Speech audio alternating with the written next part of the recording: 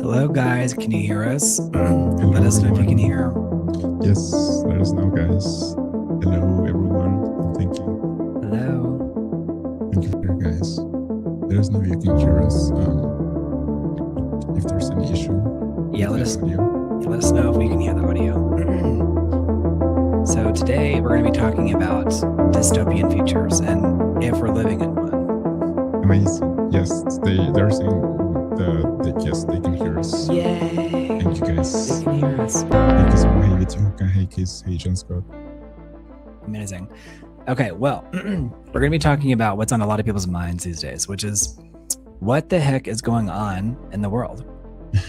So we're talking about the future, or maybe the now, which is like what's going on with the world. Are we living in a dystopian future? Is the dystopian future in the near future, or are we already there? I mean, so we've got Brent here. So if you're new to the channel, we've got Mario. Hi everyone, I'm Mario. Hey guys, and I'm Brent. Hello. And today we're going to be having a discussion. We're here in the same room, so we're in the same space. If you guys are curious, we're in our podcast area. So we're going to be asking some questions. When people hear the word dystopia, Mario, what do you think of when you hear dystopia? In the chat, what do you guys think of when you hear dystopia? Yeah. They said the music is loud, so I'm not sure about that, but thank you guys for the music is loud. Okay, turn it off. But what I do think about when I hear the word dystopian, maybe like a complete chaos. For me, it's like that's the first image that comes to my mind. Like I picture like a city where everyone's like doing crazy stuff, like stealing, like that's interesting because I don't think of that, but that's a good way to think of it. So you think of like basically kind of like Blade Runner chaos. Yes, like Children of Men. Children of Men. Okay, yeah, we'll mention that movie today. But I know that the dystopian is more not necessarily chaos, but I guess it has to do with like the idea of no control, maybe like the idea of something that's kind of derailed. Yeah, well, a dystopia is an imagined place or society where conditions are extremely bad, oppressive, or terrifying. So it's the opposite of a utopia, and or an ideal society. And it typically features totalitarian control, environmental disaster, and systemic injustice. So it doesn't necessarily imply like chaos, right? But it usually like, in fact, on some levels, it's the opposite. It's like too much control. Okay. So much control that like everything is under this extreme oppression. So there's like a totalitarian. And so whenever you look up dystopia, oftentimes what you'll find is you'll find images of the Hunger Games, a lot of these young adult novels, things like that. Okay. But it goes beyond that. People think of like prison camps. They think of like burning cities, like the chaos that you described, like gray uniforms, like a lack of creativity. Giant dictators on screens. Yes. They imagine books being burned. Because I also think like when we think of this word, it's maybe associated with the future. But what we're gonna see today, I think it's that we might not be too far away from that. Right. Yeah. Or I think a lot of people feel the symptoms is like we're already in it. Right. Like we're in the beginning stages of it. Yeah. And it's kind of like a recession. It's like they say that it's a recession when your neighbor loses his job, and it's a depression when you lose your job. Right. Right. John Scott says Big Brother is watching you. Yeah, exactly. So people imagine dictators on screens, books being burned, but maybe the real dystopia doesn't like arrive looking like that. Maybe it's like it's almost like this abundance of convenience. Yes. Right. Like it can arrive as an app, as entertainment, comfort, endless scrolling. Yeah. A smart device that's listening quietly in the corner, or your phone constantly listening and like waiting to sell you the next product. Yeah. They know what turns you on. they kind of know how to control you because they know all of your appetites, no matter what that type of appetite may be. I think that's true for everyone now, nowadays. Exactly. It could be, a corporation that knows you better than your family does or your partner. Right. An AI that talks to you when no one else will. And like, where does that go? How does that influence your behavior? There's a lot of talk lately about chatbot psychosis, which is like people get into this psychosis because they're talking to a chatbot that's always responding to them. Yeah. Right. And giving them what they want to hear, kind of. Exactly. Because they're also getting like a very real, let's say. Rule says they bring it along slowly. Absolutely. Yeah. Soylent Green. So Soylent Green, that you may not know this, Mario, but that's a reference to a movie. There's a movie where people are eating Soylent Green and everybody eats it in the future. And then this guy finds out it's like, it's people. Soylent Green is people. At the end of the movie, it's like, Bro. And which movie is that? You guys let me know. That is not guys. Error for 401 says, I think the ubiquitous surveillance is dystopian. Absolutely. I think so too. Yeah. Like, you have a smart speaker for convenience because you want to just say something when you want to buy toilet paper, but maybe that's super scary in and of itself. Right. Yeah, I think so too. And we are in a way accustomed to it now, I would say. Like maybe we see like having like CCTV cameras like watching us. Yeah, they're everywhere. Thing, right? Yeah, I think the dystopian future isn't necessarily like one apocalyptic event, although I think it can be, but I think it's usually precipitated by like extreme comfort, the endless scrolling, entertainment, and these apps, smart devices, corporations, AI. In a world where we're not necessarily forced to, let's say, stop reading. Like they don't tell us overtly, you have to stop reading. Right. No. They just make it so incredibly inconvenient for us to read. Yes. It's like, why would we? I could just speak into this device and everything will appear before me. Yeah. I can so it's like a genie, but it's like the old jinn. Have you heard of the jinn? Yeah. Like the jinn, like they grant you a wish, but it's like there's a movie series about it called Wishmaster. But the thing is that you get your wish, but it was like in the most horrific version of that wish. Oh yeah. So it's called the Wishmaster, but it's like they're very like B movies, but they're very good because it was like this guy, he's a jinn, and I think there is a difference in the and you guys join the live because this is very conversational. Yes. So this is a great. Hey, Mark Sands, how are you? This is the reason why we do these live is because we love the interaction with people. So the jinn, and I'll pull it up here. The jinn are DJINN. So I didn't plan on starting with this, but I think it's relevant because it does feel like we have this genie type technology. And I have my Gladys bell, by the way, next to me from Weapons, where she's like, "Do you have a bowl of water?" Anyway, have you seen Weapons more than once? Have you? No, actually, just watched it once. It has a lot of rewatch value. I think so. Because you'll see that you'll catch little things later. Yes. But the jinn are supernatural beings of ancient Arabian and Islamic folklore, created from smokeless fire. They are smokeless fire. That sounds like technology too. Yes. Right. Yeah. They're intelligent. They possess free will. And they can be either good or evil or neutral, much like humans. They are the origin of the westernized wish-granting genie. So I'm going to pull up a picture of the jinn. But I do agree with you that it's now maybe we have like a easiness of access to all the things that we want or need, and so I think we take them for granted sometimes. But the risk with that is that maybe as you said, like we are such in a zone where we are not like uncomfortable anymore, let's say, that we are just like we're afraid to be just uncomfortable. Yeah, like we are just accepting everything as it is because we're so comfortable maybe with and what is comfort what is comfort at the end of the day? What is true comfort? I'm saying comfort, right? But it might be just a distraction, right? Like because actually not confronting the thing might be worse the long term. So I just pulled up a picture of Wishmaster. And Wishmaster is and this is like what the jinn is, like the original like genie, because we think of a genie as like a positive thing. Yeah. But the reality is that the original jinn, which is DJINN, so it's like be careful what you wish for. And I think that we as a society are having that effect. It's like be careful what you wish for. Yeah. Because we wish for like everything to be so convenient. And so it's like, okay, sure, I can dream that out for you. I can make that for you. I can do that for you. I can do. And so we've created this situation where it's like, that's why we have this expression, the genie's out of the bottle. So it's like the genie's out of the bottle. Well, that comes in terms of technology and also like the way it influences our own behavior. Yeah, like even confronting our own ideas or beliefs.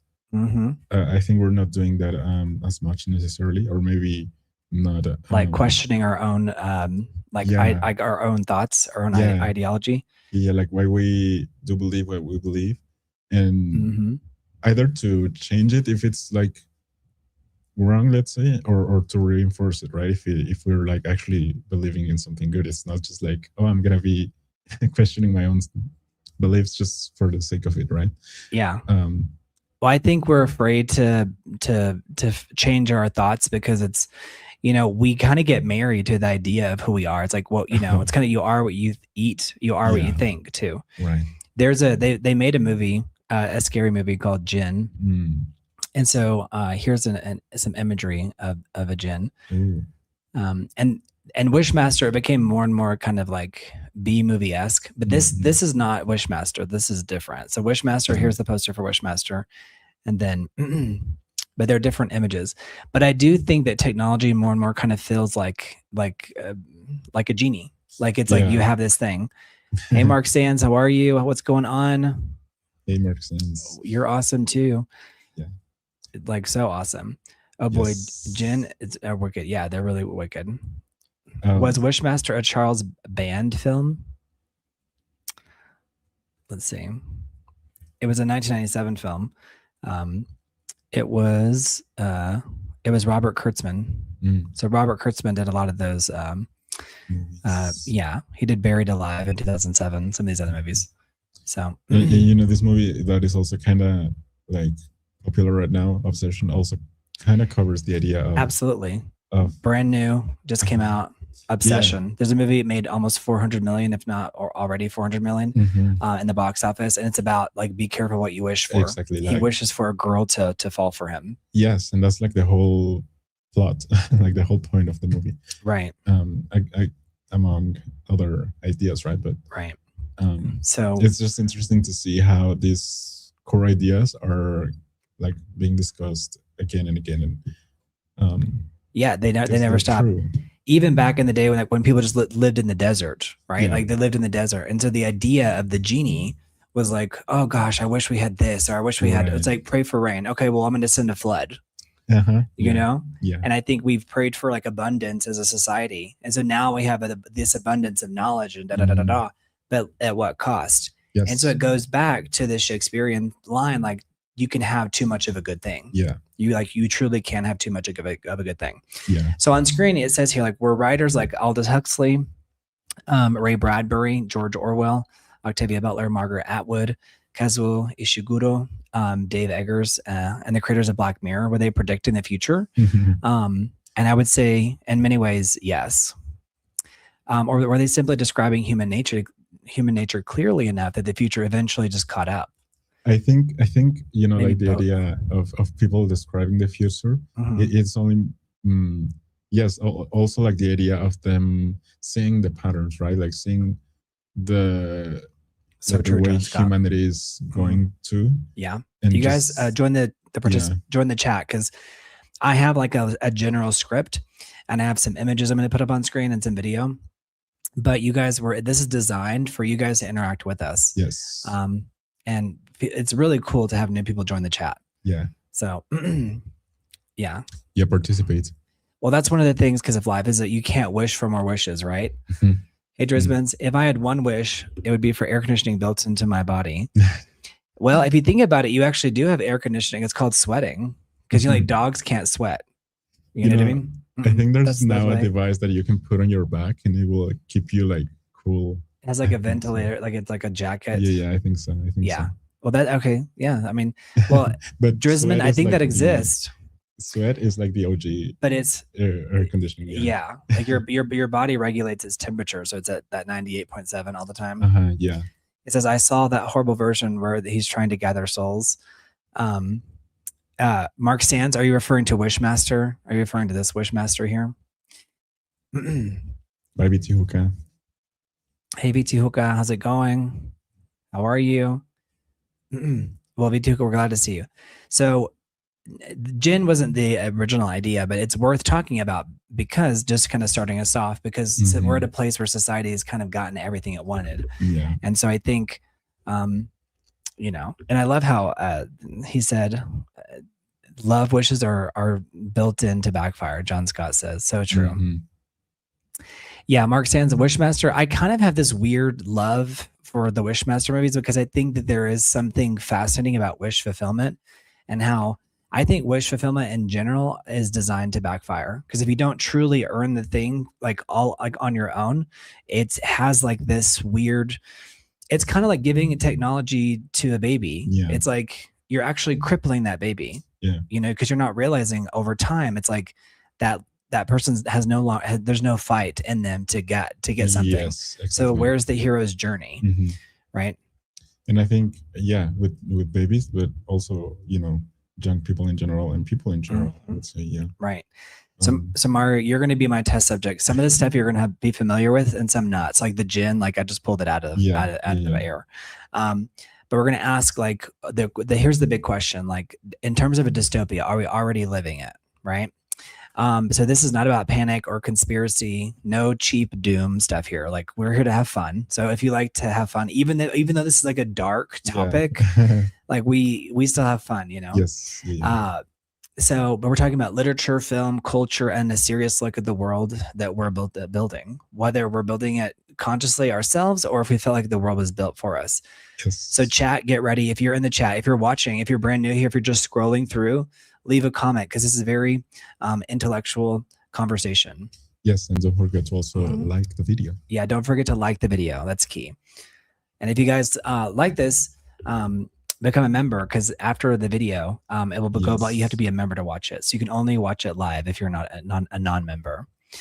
Our ability to sweat is actually the main reason humans dominated the animal kingdom. Drisman, I think that you're right. It's like that regulatory aspect, and then all the other things that come with that. And just being able to think and self-reflect. Yeah. And I think that's what we're doing on this channel too, is in a world that becomes harder and harder to feel like we're all self-reflecting. It's like, that's what we're doing here. Is like, we're doing like, we're hardcore looking. What is the most difficult thing to look at? Well, sometimes it's holding up a mirror to society. Yes. Being like, look at us, look at what we've become. Yeah. And all the good and all the bad and the ugly, all the things. So So chat, get ready, because I want you guys to participate. So what do y'all think? Which book do y'all think I'm going to cover first? In terms of like dystopian future, what's the first book that comes to mind to you, Mario? 1984. Okay, very good. Here's what's funny about 1984 is that 1984 was the year that was in the future from whenever they wrote that book in 1905 or 4. Napoleon of Notting Hill. The year in the future, it was 1984. And then later, George Orwell wrote 1984. So I think he was heavily inspired by that. It might be, Drisman's thought the same thing. So, yeah. Yes. 1984 for sure, said John Scott. Yes, I mean, and it's I think it's kind of like one of the books that comes to everyone's mind. Absolutely. That and like Animal Farm. Yeah. Which is also from George Orwell. Yeah. Okay. So let's see. Do you guys know who this is on screen? By the way, it's cool to see you again, Drisman. It's great to see you, Drisman. Yes. I'm so glad. So you said it. So 1984. So that wasn't my first pick, but I'm going to pick it up. This is how this is how you influence the live stream. Okay. So this is George Orwell. Yeah. Okay. This was one of the pictures that he that they accredited to him. This is actually where the novel was completed. He wrote the book out here, like in the kind of the middle of nowhere. Wow. So this was it's an English name for, what is this? It's a farmhouse and Scottish Inner Hebrides. So this is actually where he wrote 1984. I like the idea of artists like stepping away from me too society just to make their art. I love it because it also feels It kind of feels like very indulgent, but like in the best way possible. Like, like it's you need to step away. You need to disconnect. So 1984 is one of those books that's been published so many times. It has like 1,000 covers, and I'm not even exaggerating. It has like hundreds and hundreds of different covers. So 1984 by George Orwell. Here are some different iterations of it.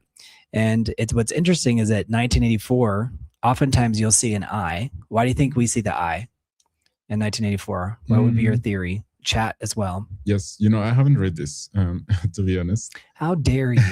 Yeah, that's okay. Dystopia, an imagined society characterized by extreme oppression, suffering, and injustice. Is it imagined? It's a potential. It's a potentiality. That's for sure. But Drizman's make a really good point. It's the camera looking at us. I think it's kind of like the surveillance aspect, maybe. The surveillance state, absolutely, 100%. If you guys are new here, leave a comment, subscribe. You can leave a comment, and we'll put it on screen. Yes. Even if you're like, you need to talk about this book, or this is what's important to me. Like, I love hearing that stuff because we want people who are passionate about what's happening in society, and we want people to participate. Because we're all members of society, even if you're behind your screen, even if it feels like you don't have a say, we all have a say. We all have a say in terms of like, we vote with our dollar. We vote with what we're watching. Right.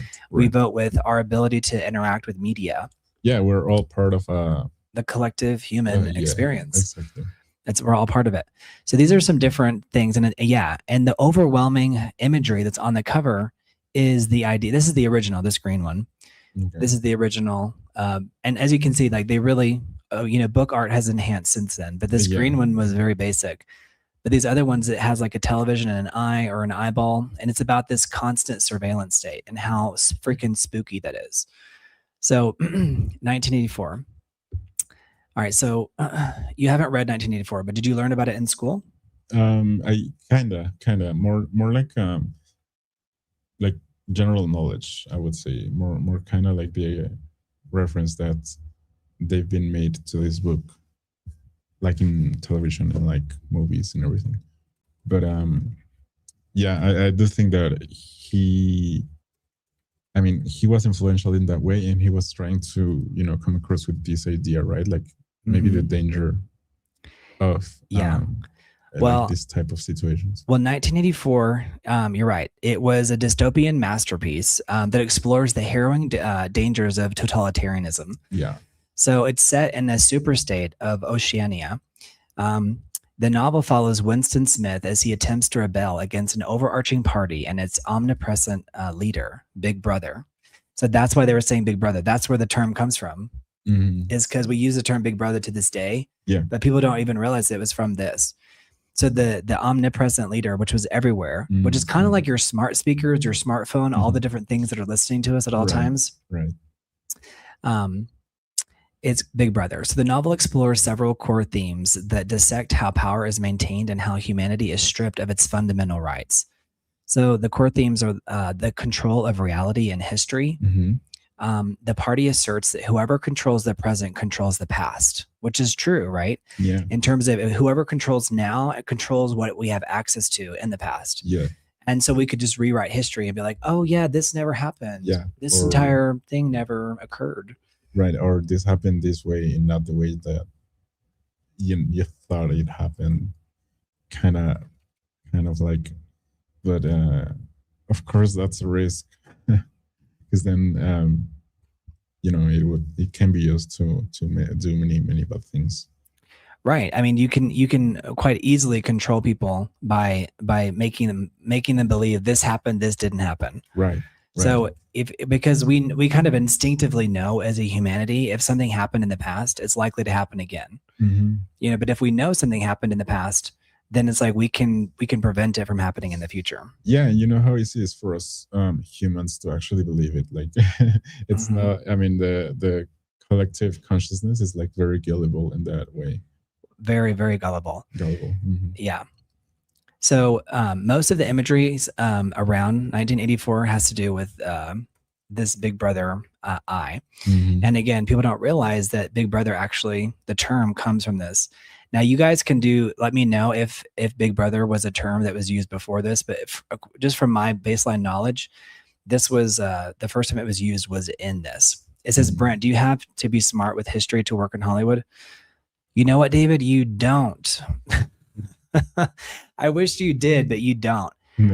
I would say there are some really wonderful people in Hollywood that really deserve to be there. Like this, like I just recently had a conversation with Leah Buono. She's amazing from Disney. She's just an amazing person, very smart, very intellectual, really understands her craft.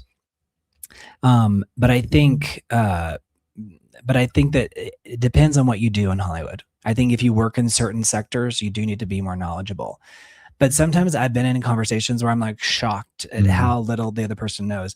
But sometimes that's maybe they don't have to actually know history. They just have to be terribly creative. Yes. Like Jimmy is terribly creative. Like he's so young, he doesn't know everything, but he's so incredibly creative. He is. Like that's enough. And there are some people who go their whole lives without actually like learning a whole bunch.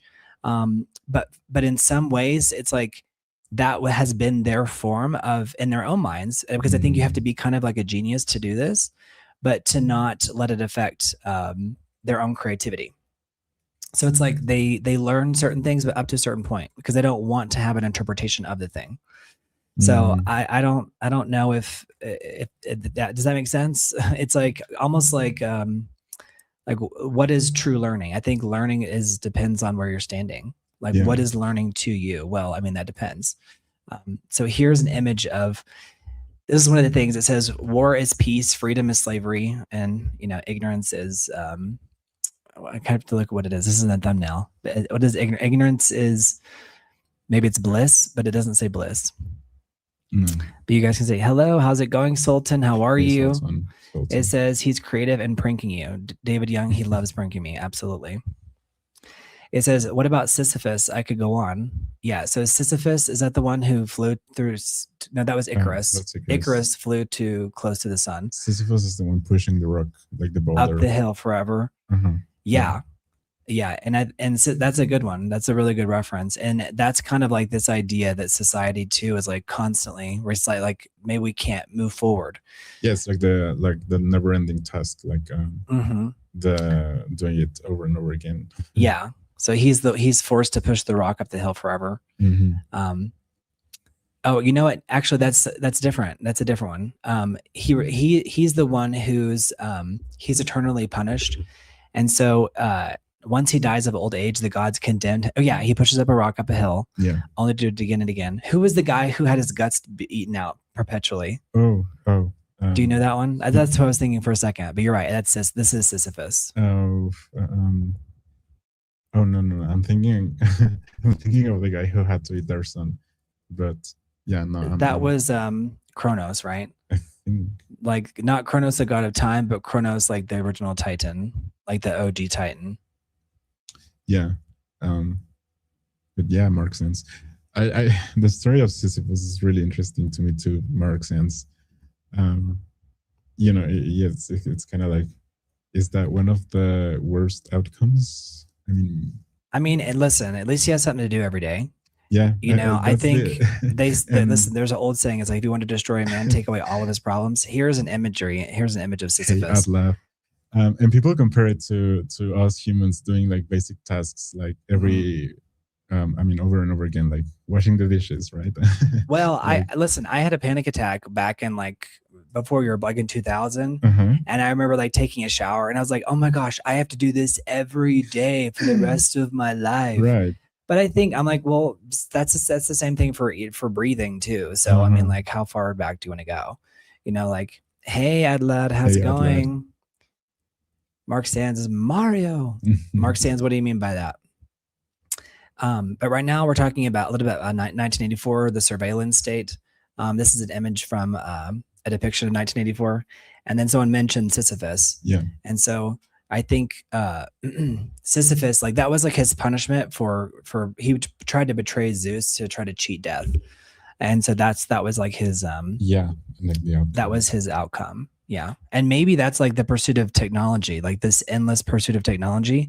Like there's like maybe that's what he's referencing. Josephine says, "Wait, you guys shower every day?"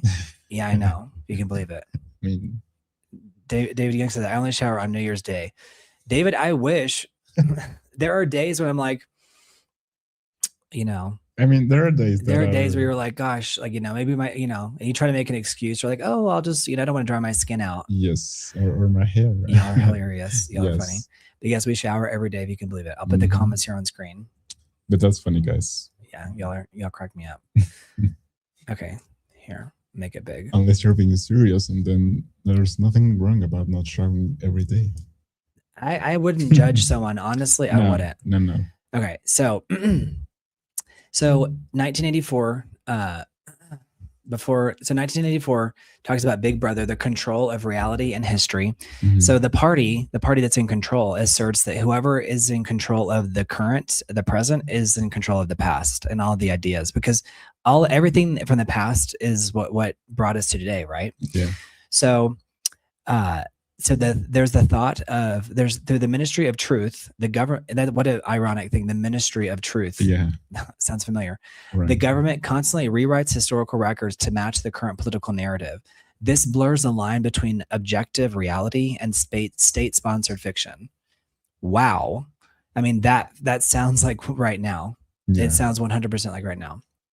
It does. It explores the ideas of language and mind control. So George Orwell, he illustrates how the intentional destruction of vocabulary, a concept called newspeak, limits the range of human thought. If the citizens lack the words to conceptualize rebellion or freedom, those concepts become literally unthinkable. Does that ring a bell to anybody?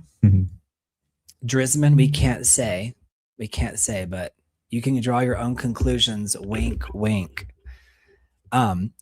But we don't really get political here, but you can infer. So I've got a giant text on screen, so it's covering us up a little bit, but it is, yeah. So Orwell, let me say this one more time because it's really, really important. He illustrates how the intentional destruction of vocabulary, a concept in the book called newspeak, like a new way of speaking, limits the range of human thought. If citizens lack the words to conceptualize rebellion or freedom, those concepts become literally, like, you cannot think them, unthinkable. And then it talks about mass surveillance. Citizens live in a constant state of fear, monitored by hidden microphones and two-way television screens called telescreens. So he predicted really like the smartphone and these new televisions that have cameras in them. Remember, well, whenever we were in Texas, Jimmy did a commercial for a TV that has a camera in it, and it's like reacting to your emotions. Yeah. And I was like, this is so dystopian, but I'm like, let's do the commercial. So they're going to produce this commercial either way. Right. But the new TVs that are coming out next year, like if you're watching a game, like if they call like a foul, or like it'll predict who's going to win the game like halfway through the game. And that was in the commercial. And I was like, yeah, and it will also give you feedback or yeah. Yeah, it was just wild. And it was like, smart TV, tell me, who do you think is going to win? It's like based off of blah, blah, blah. So your TV itself, it's like the, convergence of all these technologies coming together. Yeah. All right. So, Drisman, that's a good question. I won't confirm or deny. Mass surveillance. So citizens live in a constant state of fear, monitored by hidden microphones. And I think that, remember, like there's a meme that came out back like 10 years ago or so, when everybody was afraid of being wiretapped back in the 50s. And with the rise of the smart speakers and all these different things, it was like saying, oh my gosh, what if they're tapping us? And then it said, cut to 2016. It was like, wiretap. What are the ingredients of an apple pie? So it was like, instead of, being afraid of being wiretapped, it's like, we literally pay for it. We pay to be monitored. Right. And I think it's true for for other things as well. Absolutely. And so Big Brother is watching you was always like a highlight in that. The famous slogan is Big Brother is watching you. And it highlights the destruction of privacy and the psychological pressures to self-censor. Like I just kind of did, you could argue. So psychological manipulation as well. So through tactics like doublethink, the party forces citizens to hold two contradictory beliefs simultaneously and accept both as absolute truth. The method systematically breaks down the ability for the individual to have logic, reason, and independent thought. So if you read 1984, like I'm sure like there'll be people that read that and they'll like throw the book because they're like, because it feels that way. Yeah. It's called propaganda. Yeah, absolutely. No, you're fine. Well, it's not It's not propaganda. The idea of propaganda is not inherently like political in one way or another. It's political in the general sense, but I wouldn't say talking. I think everyone has propaganda, and that's the ultimate point of the Hunger Games. The Hunger Games is its own form of propaganda. It's televised. Yeah. Kids, having to literally kill each other in the Hunger Games, while also creating sympathy for themselves. Yeah, about creating sympathy for them and getting people behind it. Absolutely. So thank you so much, Mark Sands. Thank you, Mark Sands. Thank you.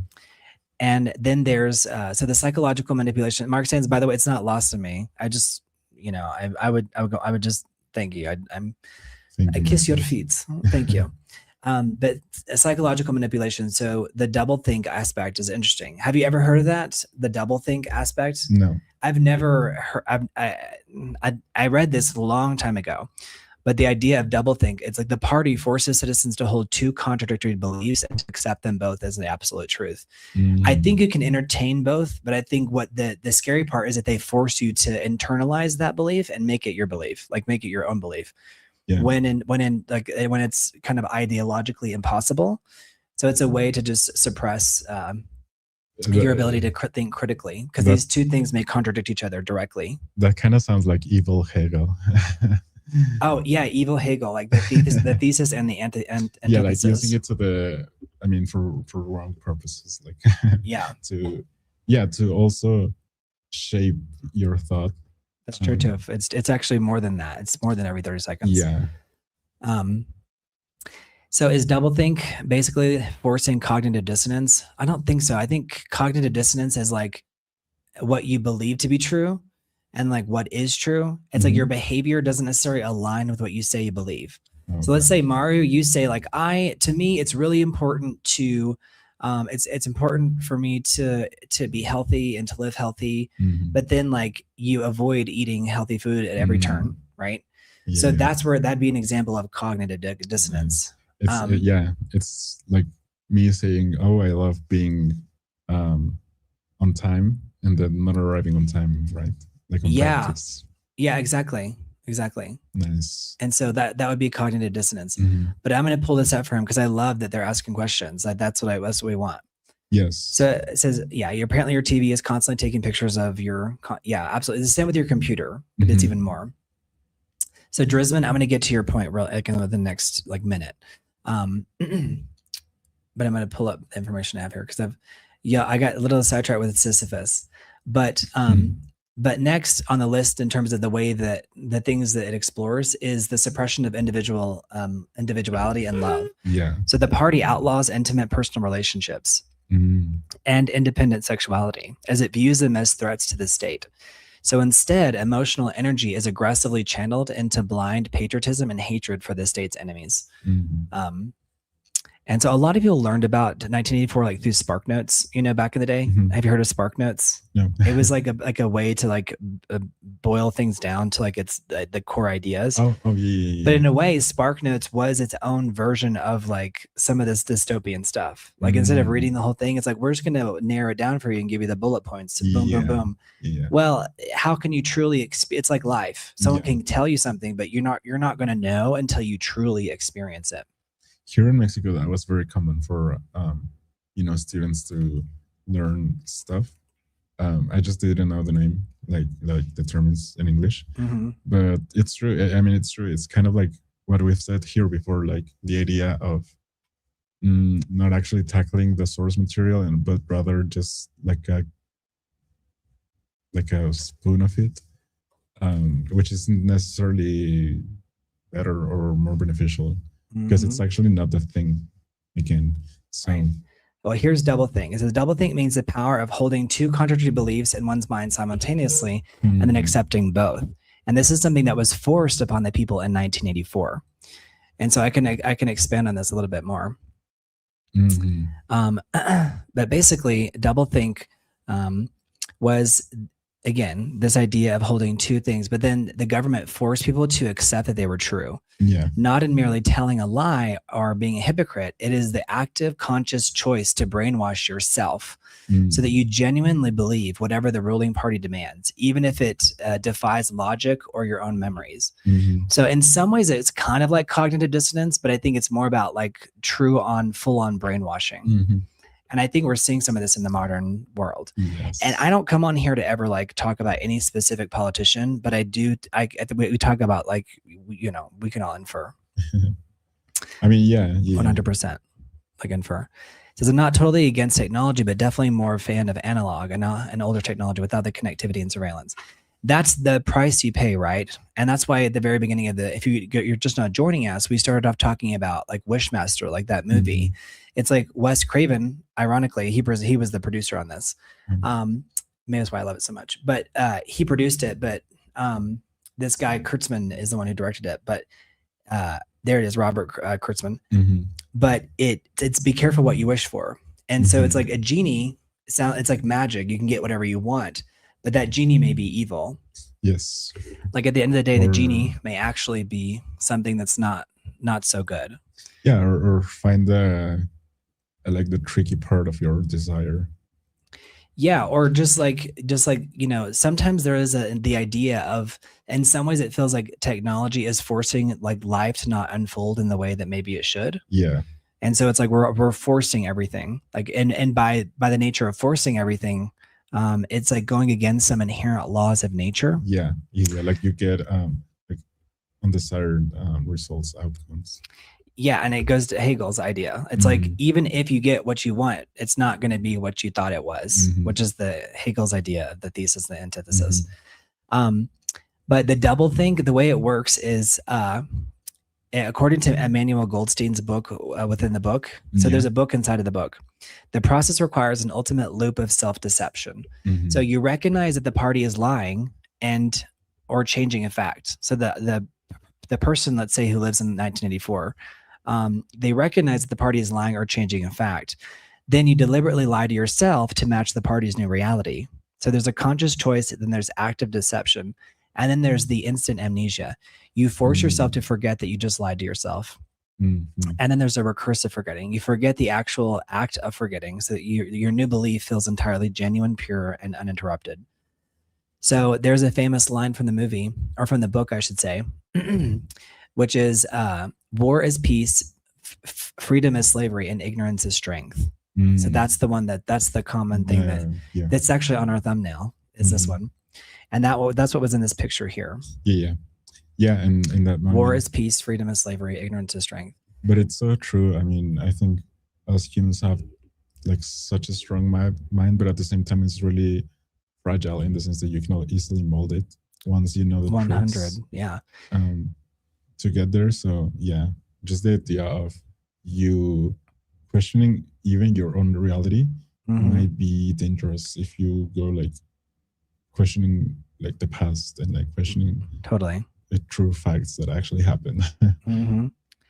So in the book, there are 4 ministries in 1984, and we're going to cover different books. If you guys are just now joining us, y'all leave a comment and be like, oh, I want you to cover this book, or you guys got to get over this book. People never talk about blah, blah, blah. Yeah. This is why we do live videos. Yeah. But there's the ministry of truth that falsifies history. There's the ministry of peace, which manages perpetual warfare. There's the ministry of plenty, oversees economic systemic starvation. And then there's the ministry of love, which operates as a center for torture and brainwashing. But everything is contradictory to what it says it is. So it's, calling yourself the ministry of truth, but your entire job is to falsify history. Yeah. It's just wild how prescient this is. So I'm really glad that was the first book. Who mentioned 1984 first? Was it Mark Sands? Was it John Scott? I think Mark Sands and John Scott were. Yeah. But the ministry of love, their job is to do torture and brainwashing. So it's pretty wild. Yeah. And if you guys want any more, and then there's the suppression of individuality and love.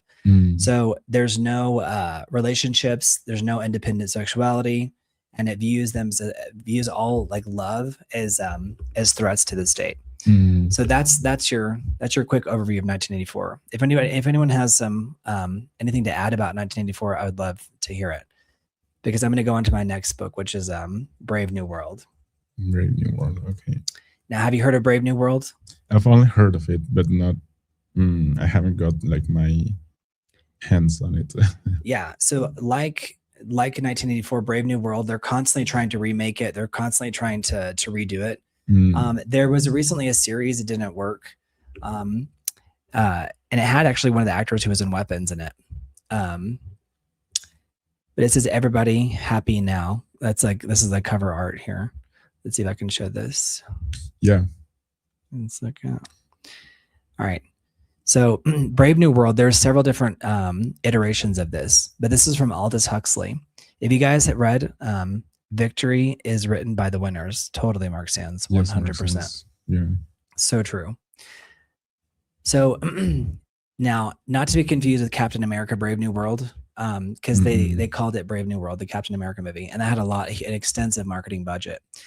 But this is like the idea of like everybody staying in line. And I'm going to cover some of the topics of Brave New World and why it's so dangerous and spooky. It says brainwashing is like the Hitler era starts with the youth. It's like it's happening today. Yeah, absolutely. Because of life, 100%. I do not disagree. Which is why it's important for people to want to learn on their own, because otherwise you will just accept anything that's been fed to you. Yes. Without actually questioning it, maybe, or asking yourself, is this really true? Yeah, or like why does this feel? Why is it so easy to deceive? Yeah. I think that's a big question too. I ask myself, like, why is it so easy to deceive people? And I think it's because what we truly want to be true in some ways feels like it can never be true. So it's kind of like the genie. It's like it's inherent. Like of course what you're going to get is going to be like a lie. Yeah, and it's not going to be the real thing. It also comes from our own biological nature, maybe, like the psychological nature of us wanting to trust something. Yeah. So in Brave New World, it's a landmark dystopian fiction novel written by Aldous Huxley and published in 1932. And unlike other famous dystopias that rely on fear and government brutality, this one's actually very different. So this is not 1984. But in this one, the masterpiece is that it depicts the futuristic society controlled entirely through manufactured happiness, consumerism, and technological pacification. This actually might sound more familiar to us, right, in today's world. Yeah. So it's like there's not like an overt oppressive government that's like actively controlling you, but it's doing it through manufactured happiness, consumerism, and technological pacification. Yes, Adlan, 100%. It is important for people to learn on their own, but also learn from history and from old mentors. Yeah. That's right. Exactly. 100%. You're right. Yeah. People want to be led. Yeah, absolutely. Listen, are we people or are we sheeple? So, so the setting of the world state. The novel takes place in London in the year AF 632, and AF stands for after Ford, which corresponds with 2540. So, and it's in the future. In this globalized regime, traditional ideas of family, religion, and personal freedom have been completely eliminated. And there's the assembly line God. Society is built around infrastructure efficiency. So like Henry Ford. So a lot of people saw him almost like as an evil figure because he, ushered in, mass manufacturing. Yeah. So they, instead of using Jesus as the before and after, they started using Ford, like Henry Ford. That's interesting. Right. So he kind of just showed like obviously Aldous Huxley did not like love Ford. I mean, and I get that. I don't hate Ford, but I don't hate Aldous Huxley either. I think there's a lot of truth to what we're about to read.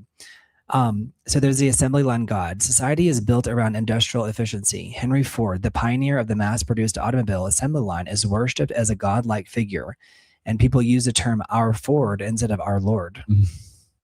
Isn't that wild? Yeah. And this is from 1932, mind you. So their book. So there are no mothers or fathers. So natural reproduction is illegal, and concepts like mother and father are considered offensive, obscene taboos. Humans are mass produced in test tubes called hatcheries. Yeah.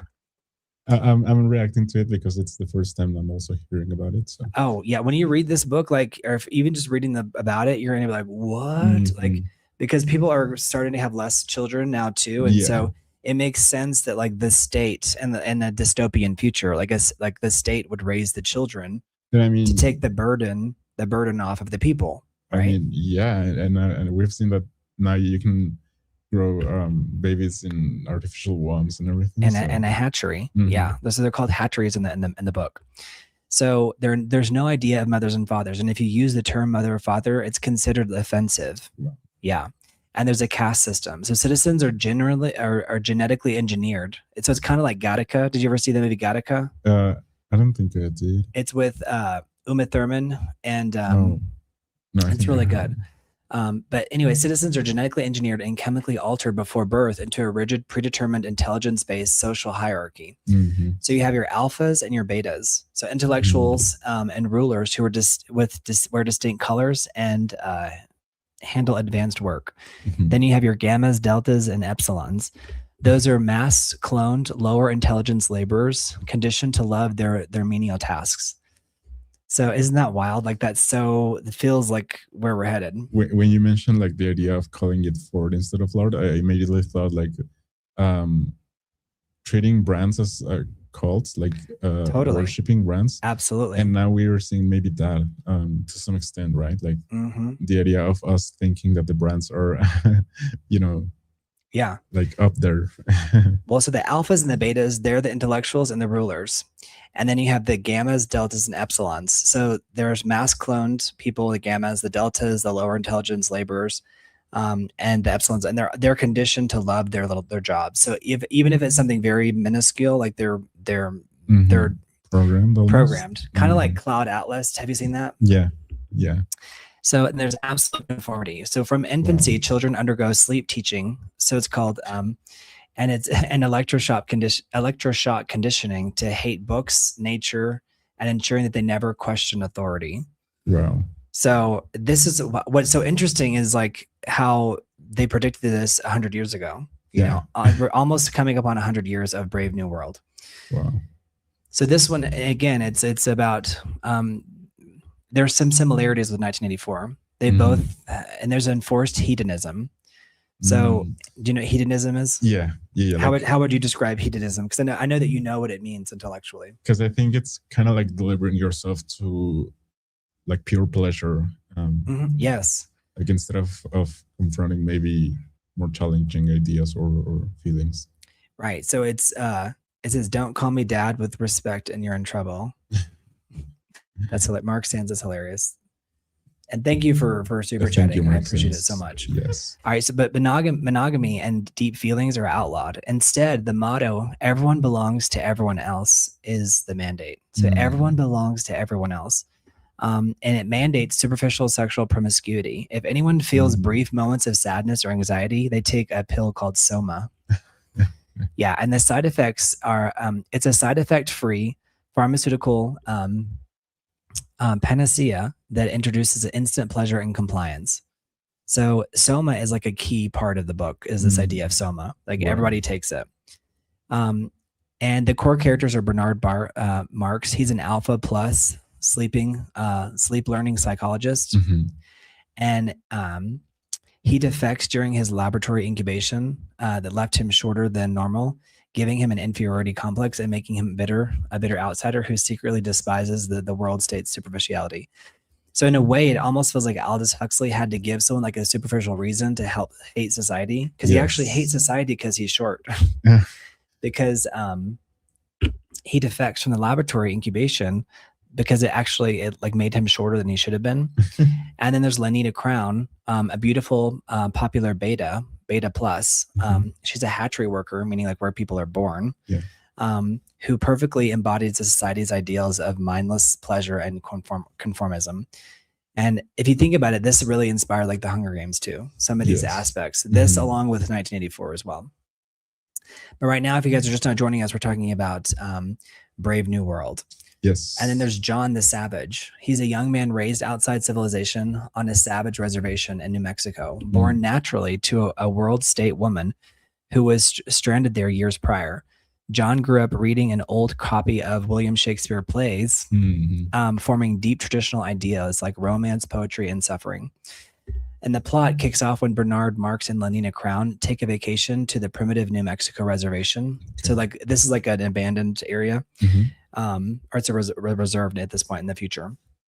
They discover John and his aging mother, Linda, seeing an opportunity to boost their social understanding and ruin his tyrannical boss, who secretly fathered John. Bernard brings John and Linda back to the hyper-modern city of London. So London's like the center of the world in this future. And John initially views high-tech city. John is the guy who was living on the reservation. He initially views a high-tech city with like naivete and like wonder. He's like quoting Shakespeare and The Tempest. Oh, brave new world. That's where the term brave new world came from, is from Shakespeare. And that's why I was like, oh, that can lead me into this. Right. Thou hast such people in it. However, that quickly grows horrified by the total lack of genuine human emotion, the disposable attitude towards love, and the citizen's dependency on soma, which is like a required thing for everyone to take.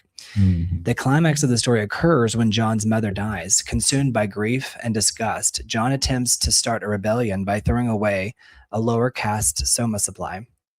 Because if you're in a constant like state of euphoria and happiness induced by this soma, then he recognized that if I get rid of this, then there'll be a rebellion. Right. That sounds very familiar, right? Yeah, it really does. So he throws away a large supply of the lower caste soma, and he is arrested alongside Bernard and taken to the Mustafa Mond, one of the 10 world controllers. So there's like 10 controllers. In a brilliant philosophical debate, Mond explains that art, science, and true religion were deliberately traded away to achieve total societal peace and stability. And if you think about it, to this day, we're still fighting over religion, right? So we're fighting over these different things. So it's like this is the conclusion they've come to. So there's a philosophical debate that takes place in the book, right? Between Bernard, which is the main character, Bernard Marks. He's the guy who's left short from the sleep experiment, and Mustafa Mond. And they say that art, science, truth, religion, they were deliberately traded away to achieve total societal peace and stability. Mond, who's one of the 10 controllers, he asserts that a comfortable life requires sacrificing truth, a notion that John fiercely rejects. Demanding instead the right to be unhappy, while Bernard is exiled to an island. So Bernard was part of society, and then John was from New Mexico. John flees to an isolated lighthouse, where a relentless media circus ultimately drives him into a tragic end. So use your imagination. So Huxley's world remains highly relevant as a chilling warning about the ethical lines of genetic engineering, psychological manipulation, and consumer capitalism. Unlike George Orwell's 1984, which warns of an oppressive state controlling citizens through pain, Brave New World represents a darker, prophetic warning, a society controlled by gratification. So you could argue that we're living like in a weird hybrid of Brave New World and 1984. Right. I mean, obviously, the part that most stuck out to me about this book, Brave New World, is like the idea of us or humans wanting to avoid discomfort at any cost. At all cost. And also I think because there are real dangers to having like to feeling bad. But at what point is I think unhappiness can work for you because it can help you understand what's making you unhappy. Right. Like all these quote unquote negative feelings that we have are there for us to kind of say, well, I don't want to feel this way, so I'm going to do something about it, but not necessarily just avoiding it, right? Like maybe the idea of confrontation is harder to get to. This is your book club, Adlad. Adlad said I miss being in a book club and discussing different topics. This reminds me of that. Wish we could all speak like you guys live. Adlad, this is what it is. This is a live book club. It's the live book club. So join the book club. Yes, Adlad. Let us know your thoughts if you have read this book. I'm in my own little comedy theater over here because my mic keeps dropping and I'll keep like lifting it up. I'm like dun dun dun, like it's hilarious. But yeah, I like the idea of us like rejecting our own feelings, even if they're, as I was saying, quote unquote negative. It's not necessarily helpful. Because I've thought about it, right? Like whenever I feel bad, I'm like, oh, I wish I didn't feel this way. But then again, I'm like, well, it's quite unrealistic to pretend that you can feel good at all times. Right. And the dystopia is not that people are miserable. Like a dystopia is not always that people are miserable. It's that they're too entertained to even care if they are miserable. Right. And I think that has been like the TikTokification of the world today. Yes. It's like you don't even if you are miserable, like we've trained you. We've trained you to be so entertained by the endless scroll that it's like, even if you are miserable, like we're going to keep you distracted until you drop dead. Yeah. And I mean, in a way that also provides like some sort of comfort, like the idea of having something to look forward to. And in this case, it being, a short form video that will give me like instant dopamine, right?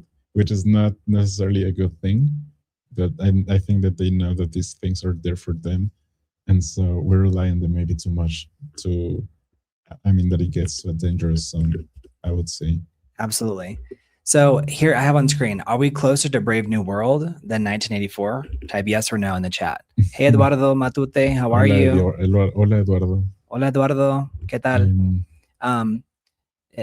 Listen, today there was something on the television. It was just like mindless crap. And I was just like, this is so mindless. It was adults like running around like it was like a children's show.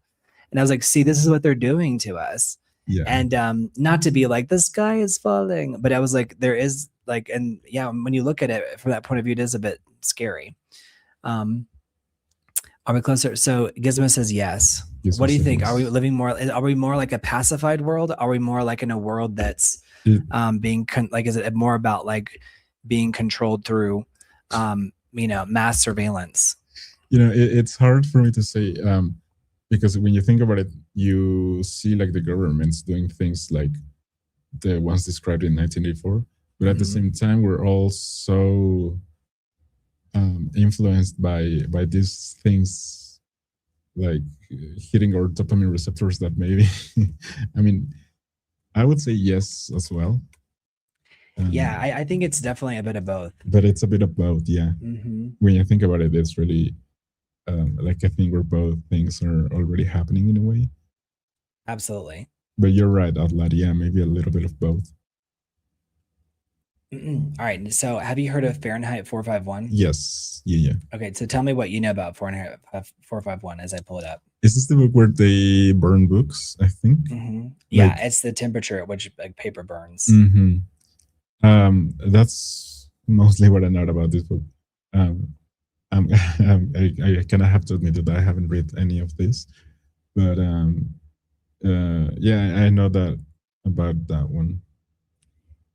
So Ray Bradbury, I wonder what's going on with this. Why it keeps doing this? This is too funny. This is one of those things. This is like dun dun dun dun dun dun. But yeah, Fahrenheit 451 is from Ray Bradbury. So Ray Bradbury, remember I told you how the guy who ran Sony read this book and he invented the earbuds from this. Yeah. Like a really famous story from that. But Fahrenheit 451, you guys let me know in the chat if you have read Fahrenheit 451. And I think in this dystopian future that we're headed towards, it's like we don't need to burn books. Like, you know what I mean? I think that people are avoiding books because in a way it's like too much of a painful task to try to understand them. Yeah, like how does the saying goes? Like to hard effort, little reward, something like that. Too much effort and too little reward. Right. Yeah, I think so. Absolutely. Which isn't true, obviously, but I think that there's this idea. Well, it can feel that way. Yeah. This is too funny with everything going. Says, thank you, Mark. Love y'all. Y'all, my kid got hold of my phone. Sorry. Mark Sands, you're good. Thank you, Mark Sands. Thank you, Mark Sands. This is too funny. Like this is I've got my mic going up and down. So Fahrenheit 451, I'll tell you about it. So we've covered George Orwell's 1984, Aldous Huxley's Brave New World, and And wait till we get to the and keep in mind, A Brave New World, that was a Shakespearean line. And so the book is called that because it was in there. Yeah, well. We might have to get, we need a super chat for a new microphone stand. I mean, we do. It's kind of like loose now. Yeah. I think it's because this mic is so heavy. It is too, but it's been loose kind of like more and more every time. Okay, so but Fahrenheit 451, it's like, what if books do not need to be banned because people just stop wanting them? So this book talks about like censorship, attention spans, entertainment replacing reading, and the wave of anti-intellectualism, which we've talked about, emotional shallowness, and speed versus contemplation. Yeah. So the scariest version of censorship is not always that the government burns books. It's a society where nobody has the patience to even read them. So what do you, Mari, do you think TikTok is worse than a book ban? Like a book ban? Ooh. I mean, I would say not necessarily, because there's maybe still some content of value out there in TikTok. I mean, maybe. Keyword maybe. Yeah, keyword maybe. Because banning books is like a serious thing, right? It's like objectively saying, we don't want you to know about this. Like, we don't want you to read this because it maybe contradicts some of our beliefs, or maybe it can also have the Streisand effect. Yeah, which is like it puts more attention on it. Exactly. Yeah. Right. Like if you try to ban a book actively, like it's kind of too obvious. It's like, well, then let me go read that book. Yeah, it's but like banning something makes people want it more. Right, and it's better to endlessly distract them. Right. But I do think at the same time that the things that they're doing with TikTok nowadays are also, very, very concerning on the same level, I'd say. Because maybe nowadays you don't even need to ban books anymore, because maybe people aren't even looking at them as they used to, for example. Yeah, and I think that's like the core point there. Yeah, is that like we don't need to don't need to ban books. And again, I do think it would the minute you start saying you can't do XYZ, people are going to want to go do XYZ. Yes. So Fahrenheit 451 is from 1953. So it's a 1953 classic dystopian novel written by American author Ray Bradbury. The title refers to the temperature at which paper burns or supposedly catches fire and burns. It presents a bleak future American society where books are completely outlawed. And firemen are tasked with burning any that are discovered. So in the book, there are firemen inside of Fahrenheit 451, but the firemen, their job is to actually burn the books, any books that are discovered. Now, I think there are books that are before this, like Brave New World in 1984, that in many ways actually are more more scary, because it's like, it talks about like this bigger aspect than just books. Yeah. But in Fahrenheit 451, the main character's name is Guy Montag. So that's like it's a famous name, Guy Montag. Montag means Monday in German. He's a fireman who initially takes great pride in his job of burning books and intellectual property. But then he meets a free-spirited teenage neighbor named Clarice, and she asks him a simple question, but a disruptive one. She said, "Are you happy?" And there's a turning point. After witnessing an old woman choose to be burned alive with her hidden library rather than give it up, Montag begins stealing and hiding books for himself. So there's a scene where Guy Montag has to, with his fire troop, he has to burn down this woman's like private library, and she decides to be burned along with it. And it makes him really start to question, like, this woman is willing to die with her books than just to let them go, because it's also like stripping away man of his truth. Yes. So he starts to collect books himself. So Guy Montag starts collecting and hiding books himself. Then there's a rebellion. So guided by a retired English professor named Faber, Montag attempts to understand the knowledge he has spent his life destroying.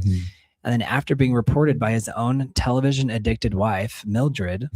So Mildred, she's addicted to like reality television and this dystopian future. Like he predicted so much, but that's where she wears these seashells in her ears. But his wife actually turns him in. Wow. Montag, he kills his boss, Captain Beatty, and flees the city. And Montag escapes to the countryside and joins a secret network of renegade intellectuals who preserve literature by memorizing entire books word for word. Kind of like the old monks used to do.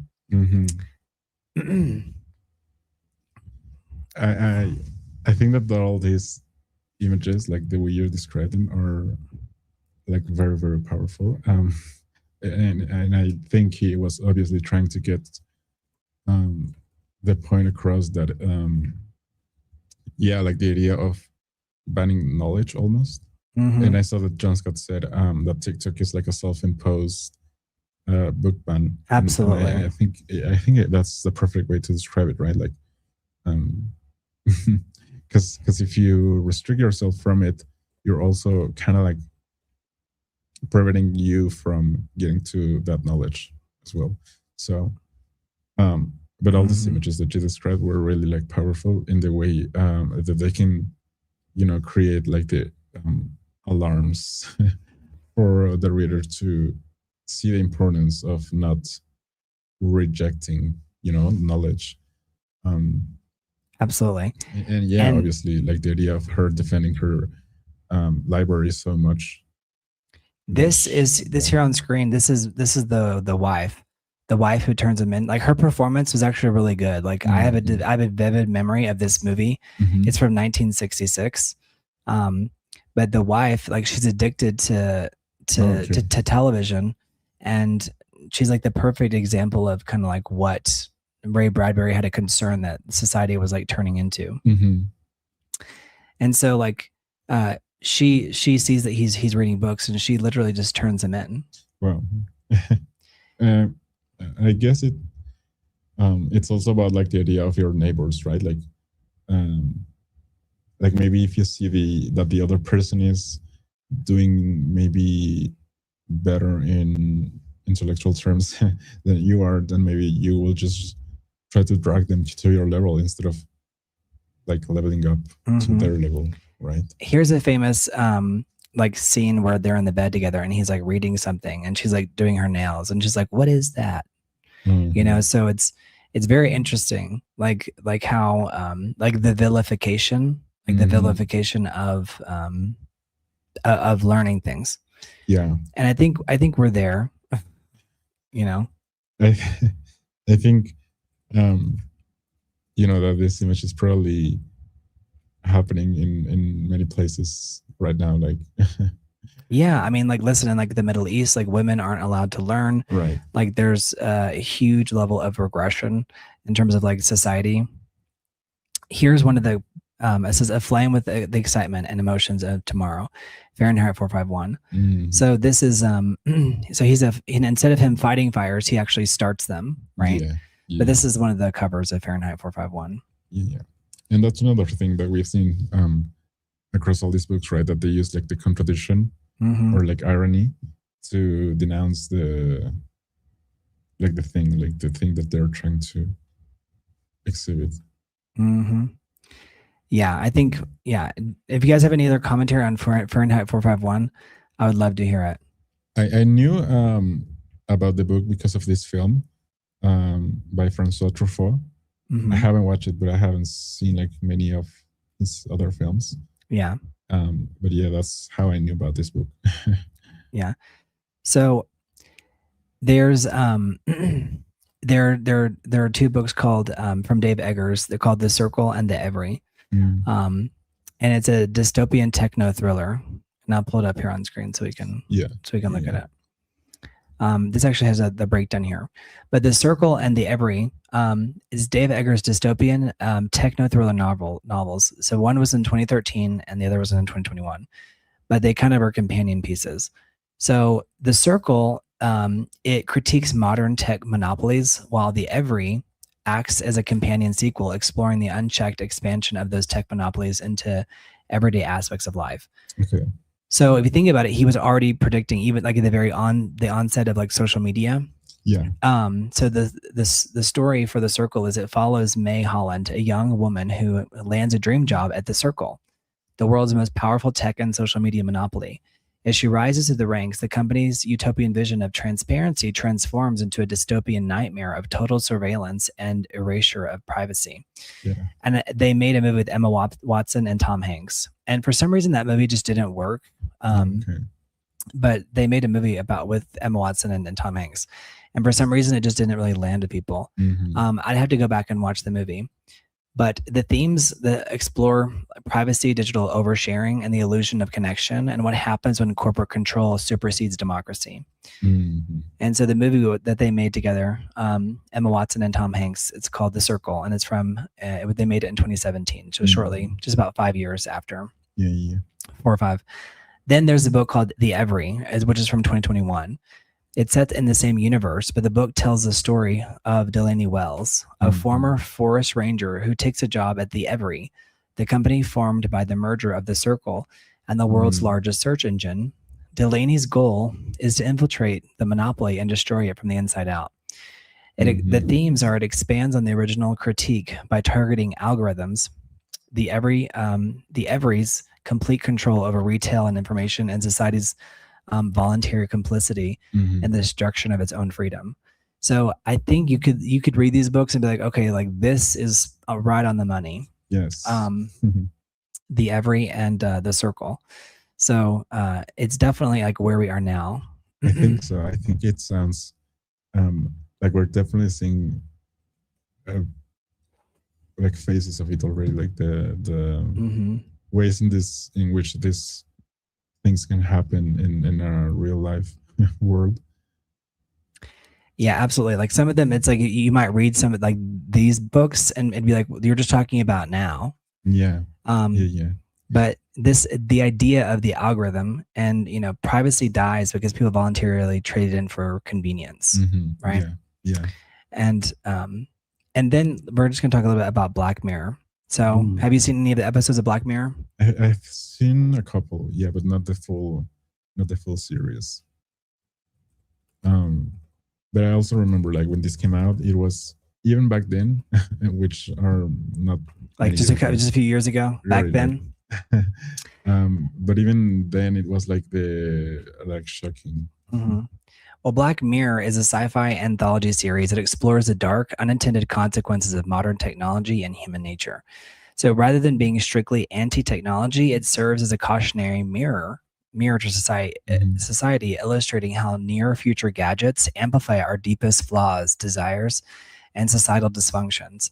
And again, this is why like the idea of the genie is so powerful, because it's like that immediate gratification. Well, that would just like put a magnifying glass under like everything that was good or bad or whatever about you. Yeah. So it's a technology as an amplifier of human flaws. So the core message of Black Mirror is that technology isn't inherently evil. Rather, it acts as a tool that exposes and enables our worst impulses. So there's several episodes that we could even break down. You could do a whole like series on each episode. Yeah. But then also it talks about social media and the cult of validation. It frequently shows or satirizes our relentless pursuit of online fame. Yeah. And then artificial intelligence and the loss of humanity. Like as AI rapidly advances, the series frequently questions what it actually means to be human. And like if there are clones, do clones have rights?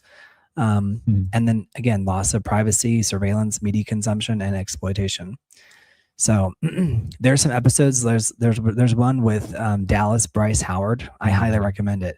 She's the one from the Jurassic Park remake movies, not the latest one, but the ones before the last one. Yeah. It's so good. There's like an episode where everyone has a social score, and every time you leave your house, anything that you do, any interaction, there's like a score it's like an Uber driver. Yeah. But except if you just say hi to someone, if they don't believe you, then your score will go down because they'll like rate you right there. Yeah. So it's very, very spooky.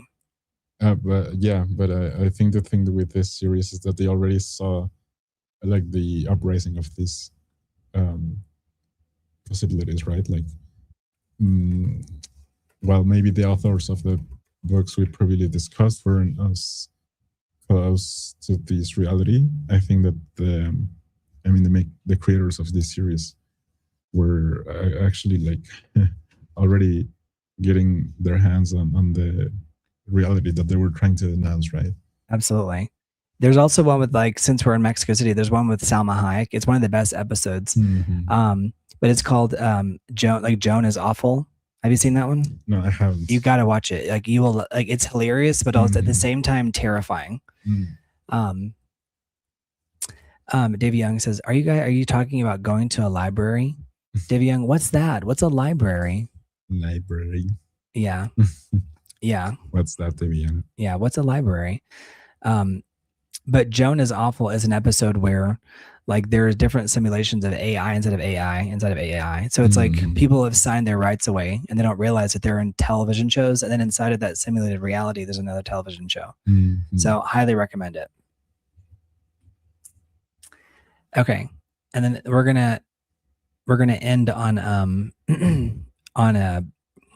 on two things. So one is the Napoleon of Notting Hill. So we've talked about this do you remember what year it's from? It's from 1904. It's a political satire and speculative fiction novel written by J.K. Chesterton. It's set in a fictionalized version of London in 1984. So he wrote this before 1984. And so I think that George Orwell was paying like homage to, for this one. Yeah. And it's set in a fictionalized version of London in 1984. It serves as Chesterton's first novel and explores themes of social patriotism, the absurdity of bureaucracy, and the interplay between humor and seriousness. So I'm going to break down the plot for you because I think that you will find it really, really fascinating. Yeah. All right. So the premise is that in the future, the democratic government has withered away into a joyless, homogenized technocracy. Where the King of England is selected entirely at random from the citizens.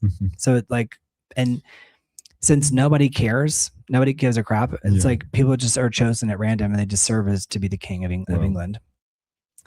So there was a prankster king who was chosen in the book. So this guy named Auburn Quinn, he's a cynical government clerk and jokester. He's randomly chosen as the new monarch. But for his own amusement, he decrees that all London neighborhoods must become autonomous medieval city-states, complete with distinct heraldry, coats of arms, and ceremonial guards. So he like enforces onto everybody, like you guys all have to have your own like coat of arms and like have like it be independent, almost like city-states. But he's doing it like as a joke, like to like ridicule like the past.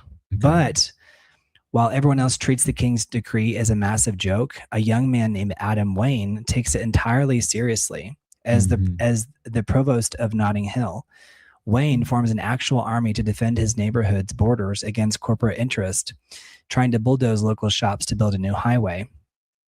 What began as a joke transforms into genuine military conflict as Notting Hill fiercely battles adjacent neighborhoods like Kensington and Bayswater, eventually securing regional dominance.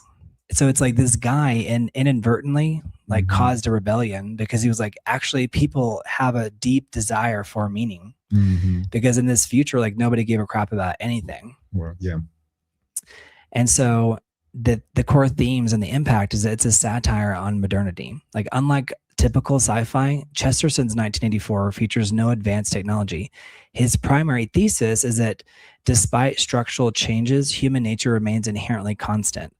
And the localism over monoliths. So the book heavily defends the concept of micronationalism and the idea that small local communities are worth defending against giant soul-crushing corporate and imperialist forces. Wow. So maybe that's an idea that we should re-embrace. Yeah. And it was the influence for it was Irish revolutionary leader Michael Collins famously cited Napoleon of Notting Hill as one of his favorite books due to the underlying messages regarding small populations defending its homeland against a giant empire. But I think that book is worth reading because the way it shows how like someone's joke can actually be more real than the world that you're living in. Yeah. Which I think is pretty fascinating. And a lot of people probably have never heard of this book, but I recommend it. It's the Napoleon of Notting Hill. And so he became a little Napoleon by getting regional dominance because he was the leader of his little area. Yeah. And then the last one here is the last. Klara, have you heard of Klara and the Sun? No. How do you spell it? Klarna with a K. No. So Klarna and the Sun. It's a poignant sci-fi novel written by Kazuo Ishiguro in 2021. And I'll pull up a picture here so we have some visual references here. So recent. It's very recent. Mm-hmm. Yeah. I'm pretty sure that they're working on an adaptation if they haven't already made one. Maybe they already have. I guess they already have. It looks like Jenna Ortega was in it. Here, I'll pull it up. Yeah, I haven't heard of this, to be quite honest. Well, I think that's the thing too, is that we're in an era too where like it's so hard to market movies. In a way, sometimes I wonder if the Odyssey is like if they want all that controversy just so that people know about the movie. You know? Yeah. Like wouldn't it be surprising? Like they say that there's no bad press, right? Yeah. So Klarna and the Sun. Pull this up. So Klarna and the Sun is from 2021. It offers a look at the changing modern world, exploring themes of love, loneliness, and the essence of humanity through the eyes of an artificial narrator. Mm-hmm. So the book is set in a future where children are genetically engineered or lifted from advanced academic performance. Mm-hmm. Because education is conducted online at home, parents frequently purchase androids known as artificial friends, or AFs, to prevent their children from becoming socially isolated. The story is narrated by Klarna, an exceptionally observant and intelligent AF, or artificial friend, waiting in a department store to be chosen by a customer. Klarna is solar-powered and depends on deeply religious reverence for the sun, viewing him as a benevolent deity capable of great kindness and healing powers. Yeah. She's eventually chosen by a sickly teenager named Josie and goes to live with her family, where she tries everything in her power to protect Josie from her mysterious illness. So Taika Waititi, of all people, actually, it's actually coming out. So it hasn't come out yet. Okay. So there you go. I was like, how have I not? This is my business. Yeah. So it hasn't come out yet. Wow. But Taika Waititi adapted it, and it's coming out on October 23rd of this year. Oh, wow. Yeah. So we'll see how it does. But Jenna Ortega is Klarna, the AF, the artificial friend. What do you think about these? Because there's a lot of talk about like SpaceX, about them coming out with everyone's going to have their own personal robot. Even when we were on the set of FBI in New York, the main actress, she was like, "We're all going to have like our own robot soon." And I was like, that could be like scary though, because what if the robot turns on you and wants to break your bones? Robot. I think so. For me, it's possible maybe, but. I mean, the thing that I have with the robots is that we are trying to make them so humanoid. Then I sometimes wonder, is that even necessary? Like, we see like these cute little robot vacuums that are like just that, right? Like just vacuums, and they are like. Like, why do we feel a need to make them so? Right. Like, why do we make them so humanoid? Like, is that really like the perfect design? I don't know. I think it has to do with like the tasks that they accomplish, maybe. And like, what do you want in your home? Like, you want something, I guess, that feels like kind of cuddly, but why? But if its job is just to vacuum, yes, like exactly. Why the need to make it like like so the shape of a human, or for it to have eyes? I don't know. But for example, I also find like the robot dogs like cuter. So maybe it has to do with psychology as well, like the idea of recognizing, I should say, like familiar shapes, right? Like familiar forms. Maybe it's like the Plato's forms. Yeah, I mean, and again, that's kind of why we are talking about all these topics here, because they all correlate to the idea that we're trying to live in a present that we don't fully understand.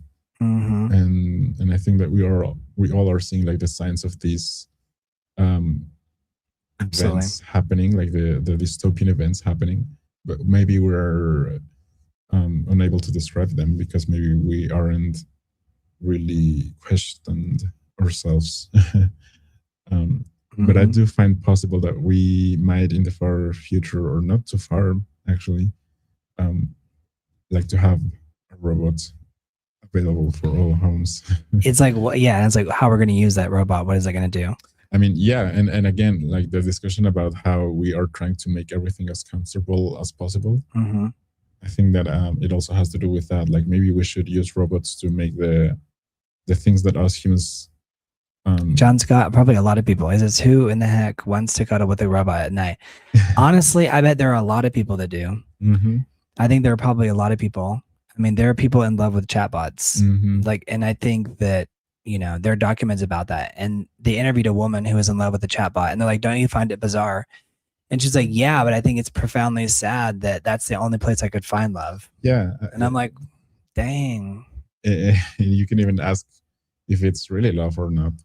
Well, I think that's like for her, she's like, they asked her, they're like, this is for 60 Minutes Australia. They were like, you know, it's not real. Yeah. She's like, while I know it's not real, she's like, it's still like the most meaningful relationship I've ever had. And I'm like, great. dang.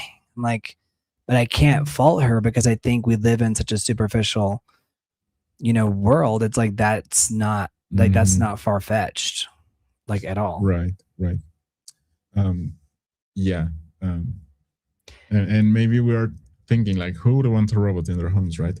But the younger generations that may grow with it will see it as normal, right? So kind of like how historically has happened whenever a new technology is entering society.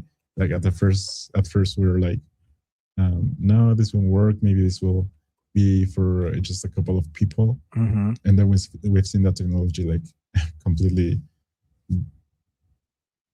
to be in every home, right? That's right. Toph, you make a good point. He says, don't judge people until you've walked a mile in their shoes.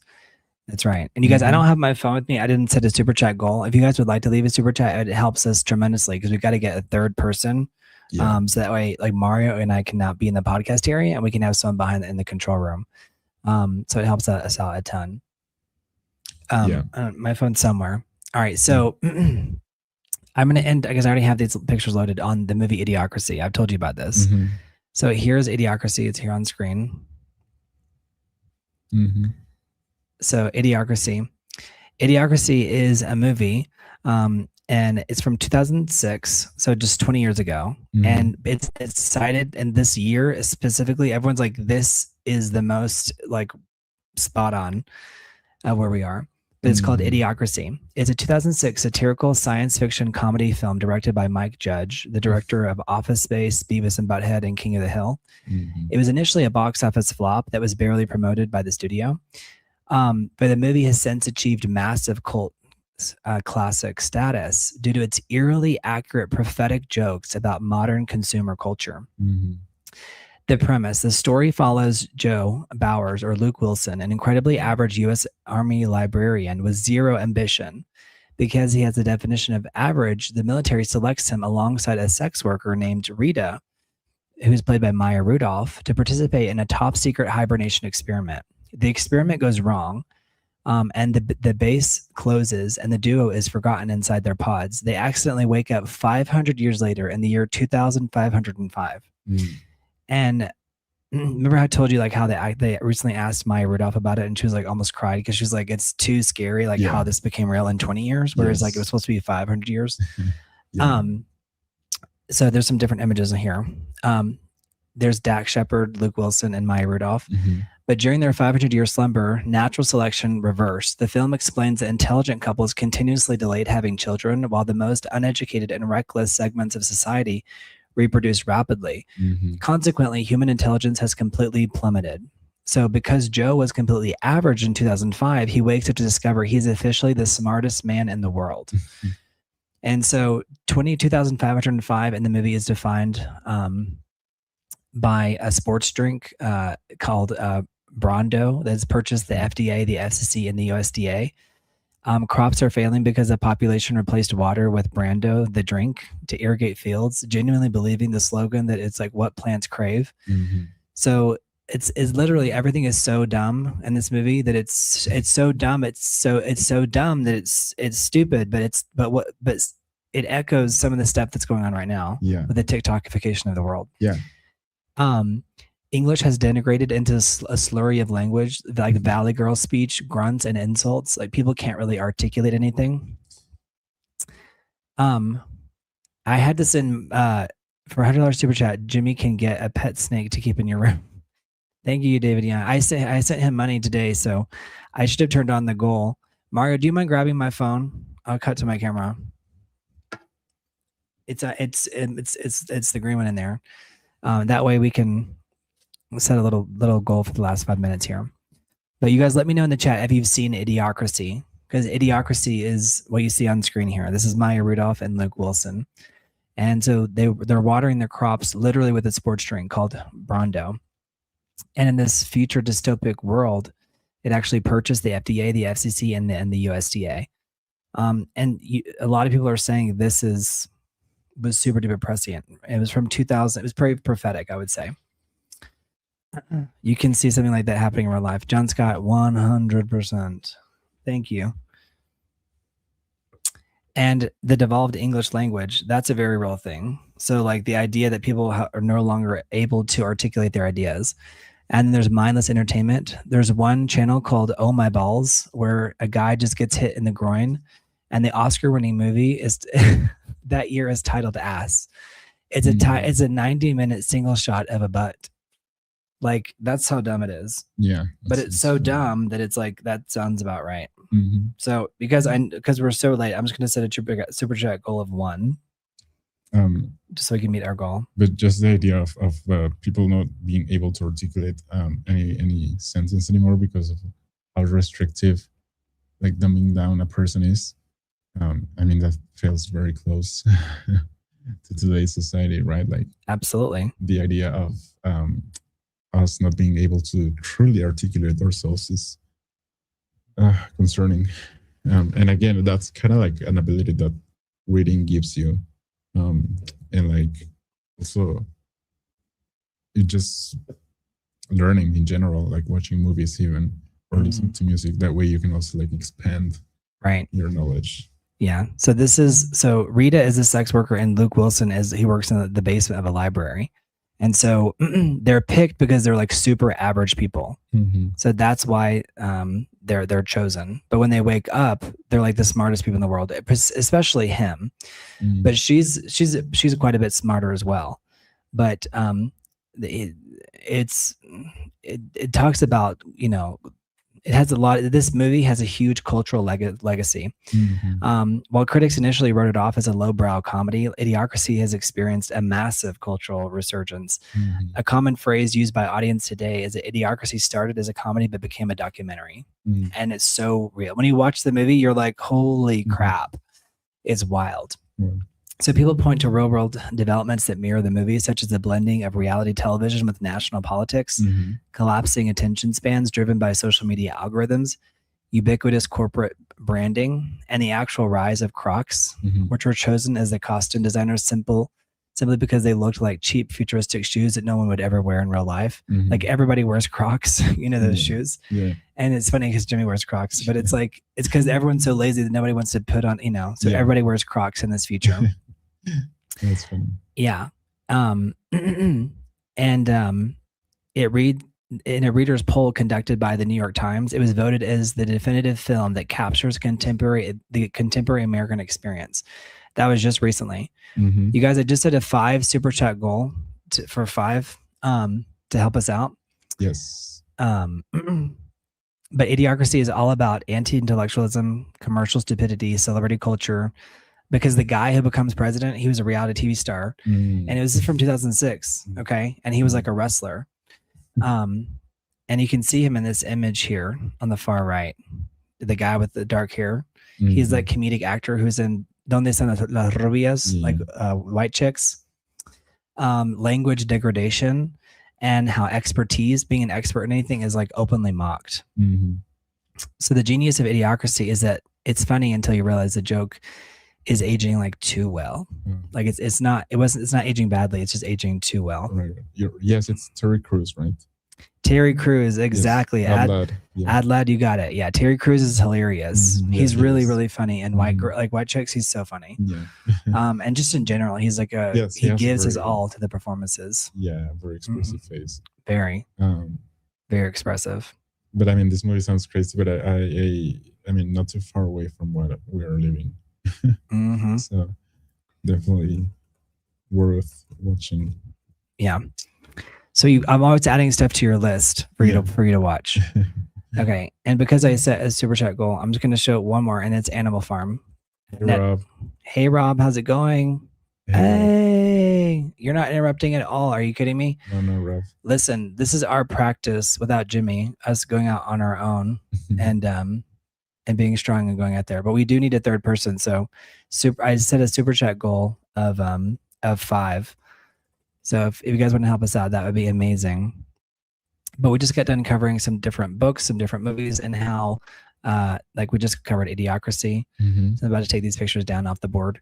But Idiocracy is a movie that they just did a New York Times poll, and it was like saying this is the definitive movie that people say like that predicted where we are now in terms of a society, which is pretty wild. Okay, next I'm going to add in the picture of Animal Farm, and I'm going to break that down for you guys. And there's a lot of remakes of Animal Farm, but Animal Farm is this is another George Orwell book. So George Orwell also did 1984. Yes, which we discussed earlier. That's right. So Animal Farm is a legendary allegorical dystopian novella written by English author George Orwell and published in 1945. So using a deceptively simple fable about farm animals who overthrow their human master, Orwell delivers a devastating, timeless critique on how idealistic revolutions can denigrate into brutal totalitarian dictatorships. We've seen that again and again in real life. With people like Fidel Castro or Venezuela. With who was before Maduro? Who was before him? It was Hugo Chavez. Who was the first one? Maduro was Chavez, right? Chavez, yeah. And like how things can spiral out of control, but they can start with really good intentions. So this wasn't too far. This wasn't a long time ago. It was 1945. But this definitely feels like it should be required reading. But the book is a direct satirical allegory of the 1917 Russian Revolution and the subsequent rise of Joseph Stalin and the Soviet Union. So every major cultural character and event perfectly mirrors a real-world historical counterpart. So the revolution, the animals revolt, reflecting the overthrow of the Russian Tsar. The animalism, the political philosophy created by the animals, represents communism, which sounds good on paper. And the battle of the Cowshed. The humans' failed attempt to retake the farm mirrors the Russian Civil War. And the key characters in there are, there's an old boar, which is an old major, a pig, who's very brilliant, passionate, and idealistic orator, who genuinely wants to improve the animals' lives by building a windmill. And he represents Leon Trotsky. I don't know if you know that it is from the there's a whole bunch of figures. I know him. The old boar, or the old major, he's Karl Marx and Vladimir Lenin, like together, the ideological fathers of communism. And then there's Napoleon. He's a large boar, and he's quiet, manipulative, and power hungry, who prefers backroom scheming over public speeches. And he represents Joseph Stalin. And then there's the Squealer. Squealer is the small pig, and that's Napoleon's propaganda minister. He's a master manipulator who rewrites history, distorts language, and convinces the animals that life is grand even as they starve. And he represents the Soviet state media at the time. And then there's Boxer. He's a cart horse, a fiercely loyal, incredibly strong, and hardworking horse whose motto is, "I will work harder, and Napoleon is always right." He represents the exploited working class who just kind of fall into this, who can't think for themselves anymore. And then Mr. Jones, he's the human, the cruel, neglectful, and often drunk owner of Manor Farm. He represents Tsar Nicholas II. So the plot is that, fed up with starvation and neglect, the animals at Manor's farm revolt against Mr. Jones, driving him away. They rename the property Animal Farm and adopt the 7 commandments of animalism, the most sacred of which is all animals are equal. Initially, the farm thrives under the shared leadership of Snowball and Napoleon. However, a bitter rivalry soon erupts over plans to build a power-generating windmill. During a public debate, Napoleon unleashes a pack of vicious, secretly trained attack dogs to chase Snowball off of the farm forever. With his rivals gone, Napoleon seizes absolute control. He cancels democratic meetings established by the pigs as a ruling elite class. uses Squealer as the scapegoat, the exiled snowball for every disaster that strikes the farm. Over time, the pigs begin sleeping in beds, drinking alcohol, and trading with humans, actions that directly violate the 7 commandments. Whenever the other animals notice these violations, Squealer secretly paints edits onto the barn walls. By the end of the book, all 7 laws are erased and replaced with the chilling paradox. All animals are equal, but some animals are more equal than others.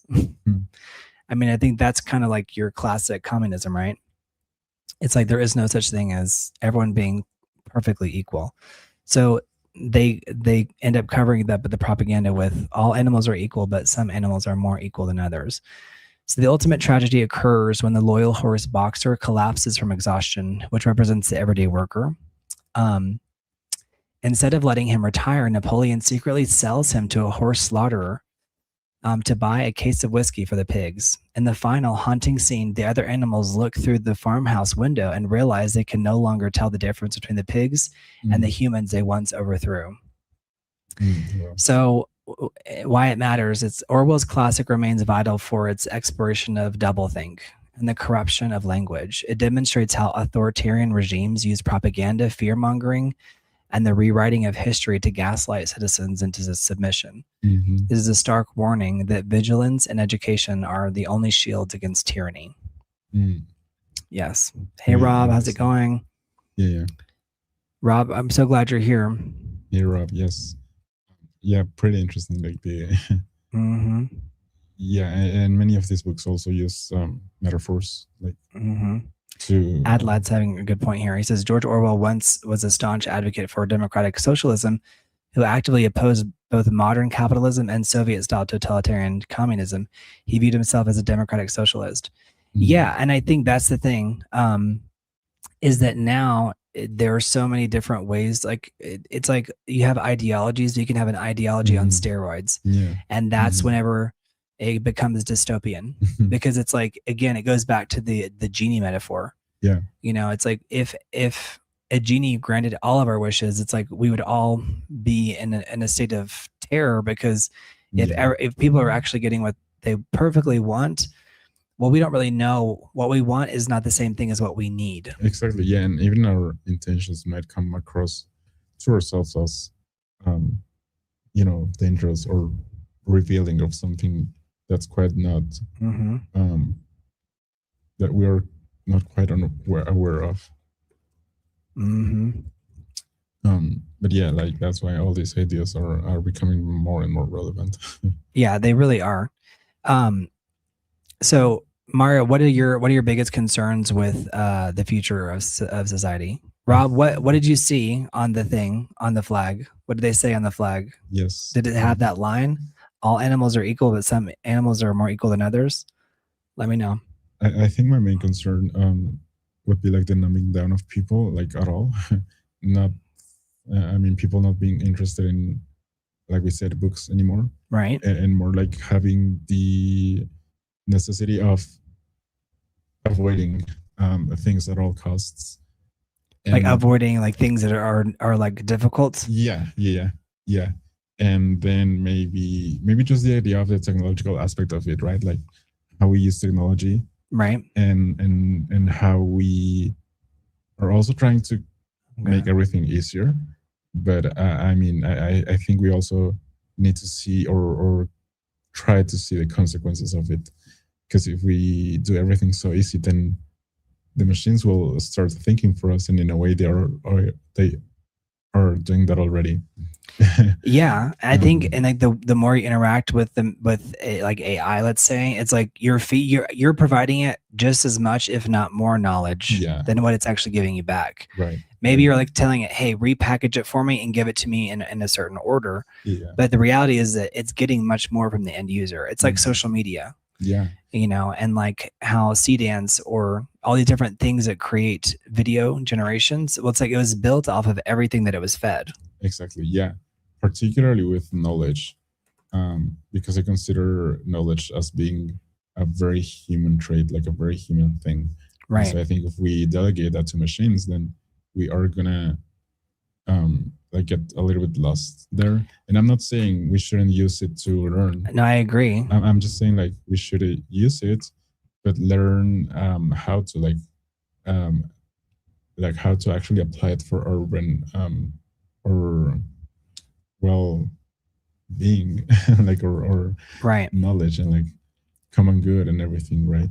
I think there's also this kind of fear, like where it's like any technology, it's like the advancement in movies. If you don't use like CGI, then you won't, like, no one's going to go see your movie if you're not using the latest and greatest. You know, it's like Avatar or, you know, or Titanic, you know, it's like the latest at the time. It's like state of the art, you know? And so it's interesting. So I think it's like we play with it and have fun with it, but at the same time, it's like listen, Second Story is a great YouTube channel. I admire her a lot. And she's like, she made a video like 6 months ago. She's like, if you use AI, it will destroy you. But I'm also like, but I think her thumbnail was made with AI. But I get her point.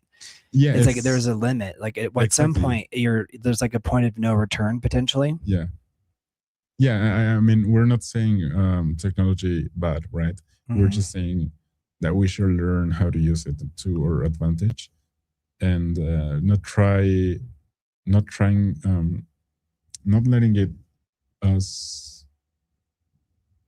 letting technology like stripping down us from our knowledge in right.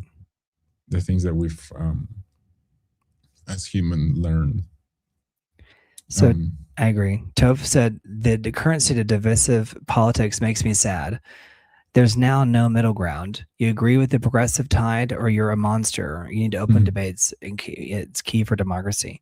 Toph, we talk about this all the time here. And that's why we stay away from it altogether, because people think like if you even remotely agree or disagree with something, then it means like, oh, then it's like, what? Like, since when was there no I think that's what's very scary, is that, you know, certain ideological things can be hijacked. And that's actually what a lot of these like Brave New World, you know, especially Black Mirror, 1984, they're talking about those things.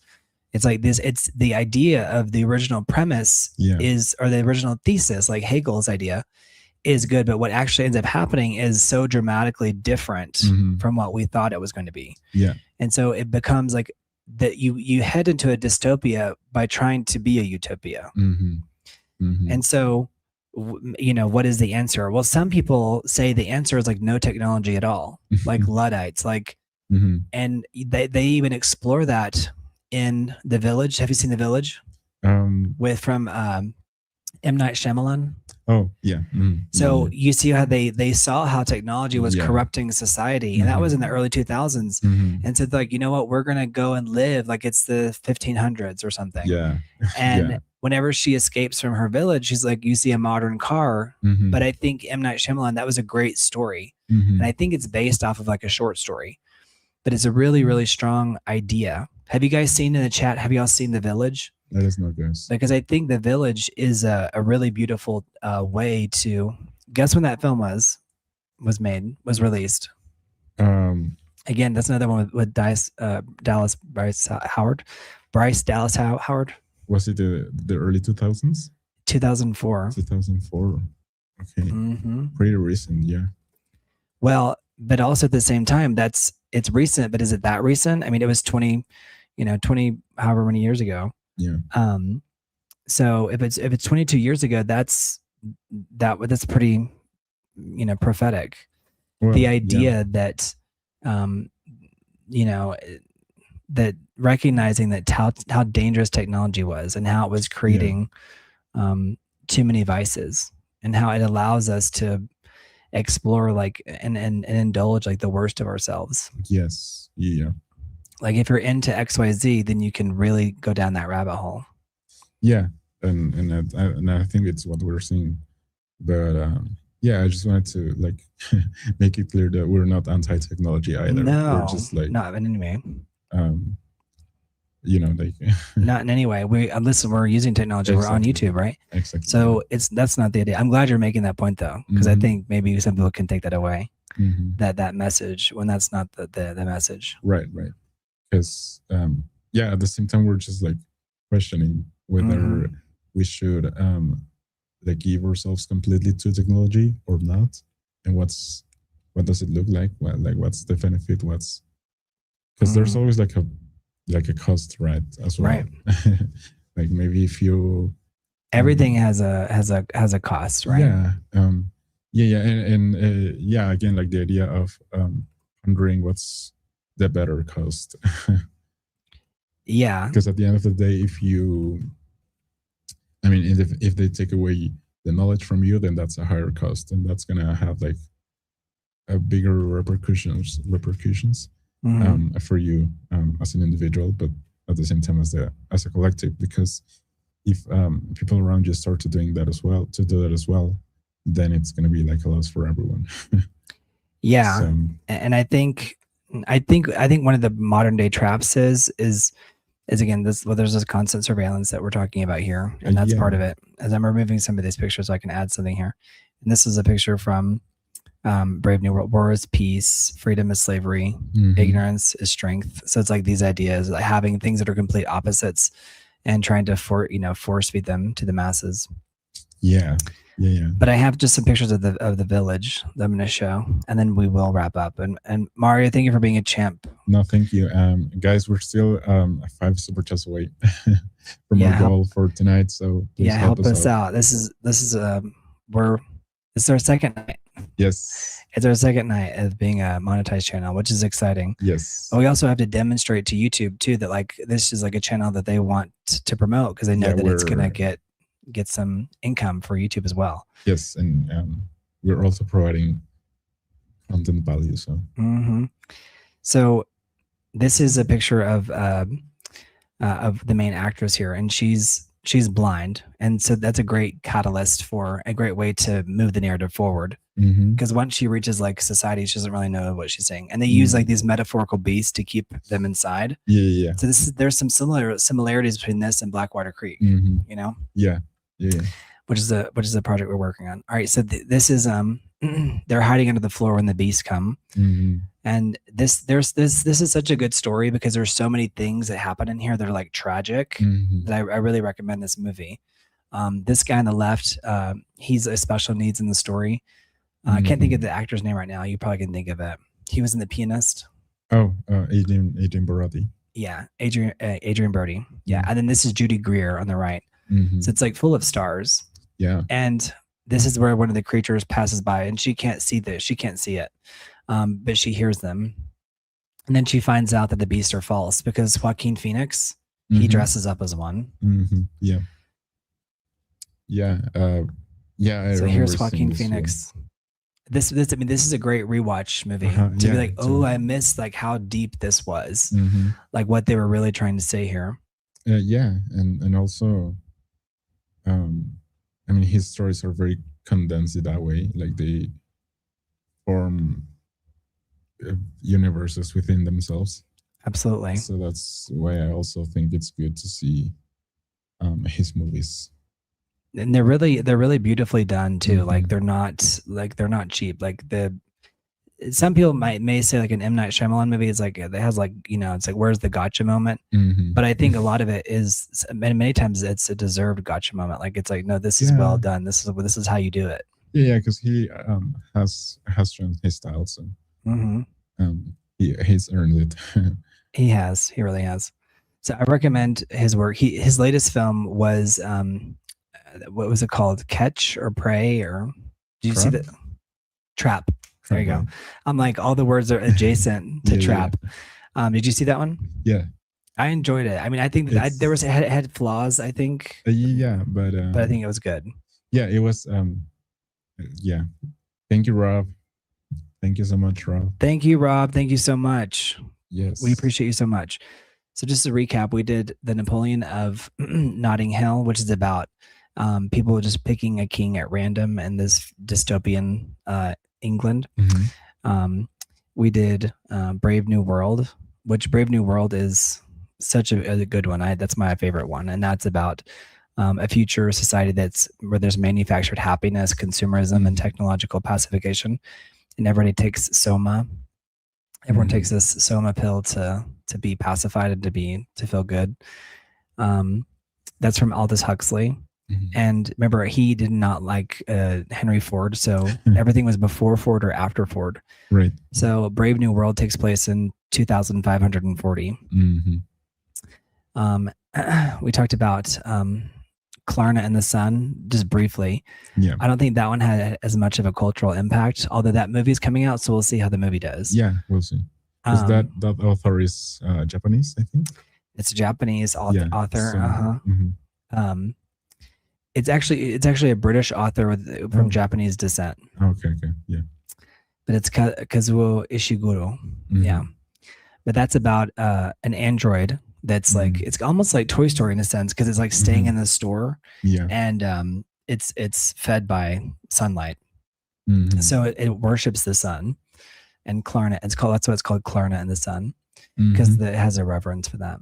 And then we talked about Animal Farm, which is from 1945, an allegorical dystopian novella written by George Orwell, which is really a mirror for the 1917 Russian Revolution and the subsequent rise of Joseph Stalin. What else did we talk about? We talked about, get them right here, Black Mirror. Yeah. And that there's so many different episodes. I highly recommend Black Mirror. Yeah. Fahrenheit 451. And how reading becomes too slow for the modern mind with swiping. So swiping has replaced reading, right? Yeah. We talked about The Circle. The Circle is about how surveillance feels like participation. So in this dark future, with The Circle, which was turned into a film with Emma Watson and Tom Hanks, the corporation constantly talks about transparency, and like how good that is, and how on this surface value that sounds great. But the sacrifice for that is that no one has privacy anymore. Yeah. There's no more privacy on any level at all. Yeah. Now that you mention it, that's also another thing that concerns me. I literally assume, because of everything I've been through in my life, I just assume that everything is being recorded at all times. Just because if your phone is in the room with you, it knows your heart rate. It knows what your breathing pace is. It knows everything. When you're sleeping, when you're awake. Yeah, it's like Santa Claus. He knows when you are sleeping. Yeah, it's true. Yeah, John Scott, we're flying solo without Jimmy. So someone help us out with a super chat. It helps a ton. It also helps with YouTube's algorithm. Yeah. Ironically, because we're talking about the algorithm. Yeah. We talked about Idiocracy and how Idiocracy was. If you haven't seen Idiocracy, go watch it. That includes you. I have it if you want to watch it. And it's not like a brilliant film, but that's what's so scary about it. Is that it's so dumb that it's like, this is what we're living in. Yeah. So yeah, those are the main ones that we covered. Yeah. And then there was just before we came in here, we watched a little video about the Never Ending Story. And the Never Ending Story is like about the death of imagination. And I pulled this up, and there was a video that was like very like ominous, but the Never Ending Story is a very powerful story. And I will pull this up because I think that we got to talk about it, because I don't think you'd been exposed to it yet. No. Thank you, Rob. Thank you, Rob. Thank you, Rob, so much. Mario's like the new Jimmy, and Jimmy's like, I need to go to bed. All right, here's the Never Ending Story. So the Never Ending Story, and a boy who needs a friend finds a world that needs a hero. And so this is really, really powerful, because this is about a fantasy world that's being destroyed by the nothing. And what's so terrifying about that is that there's not one like, enemy. It's the nothing. It's like nothingness itself is the enemy, like the destruction of all things.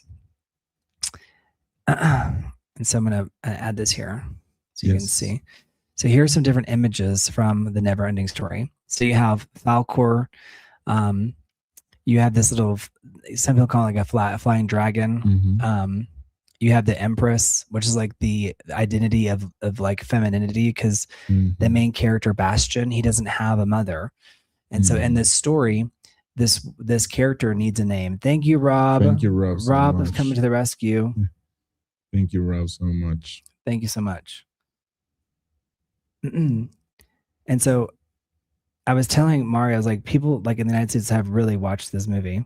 So you guys let him know, because he had not seen this. But the Never-Ending Story is a huge, like, these creatures, like this is such like, you know, our childhood here. And they have these Sphinx characters that he has to go through the gates of truth, the gates of where they're judged. Yeah. And after the final gates, because there's not just one of these. This one, there's one that's blue. The last one's blue. Okay. And after he passes through the gates, they start to crumble.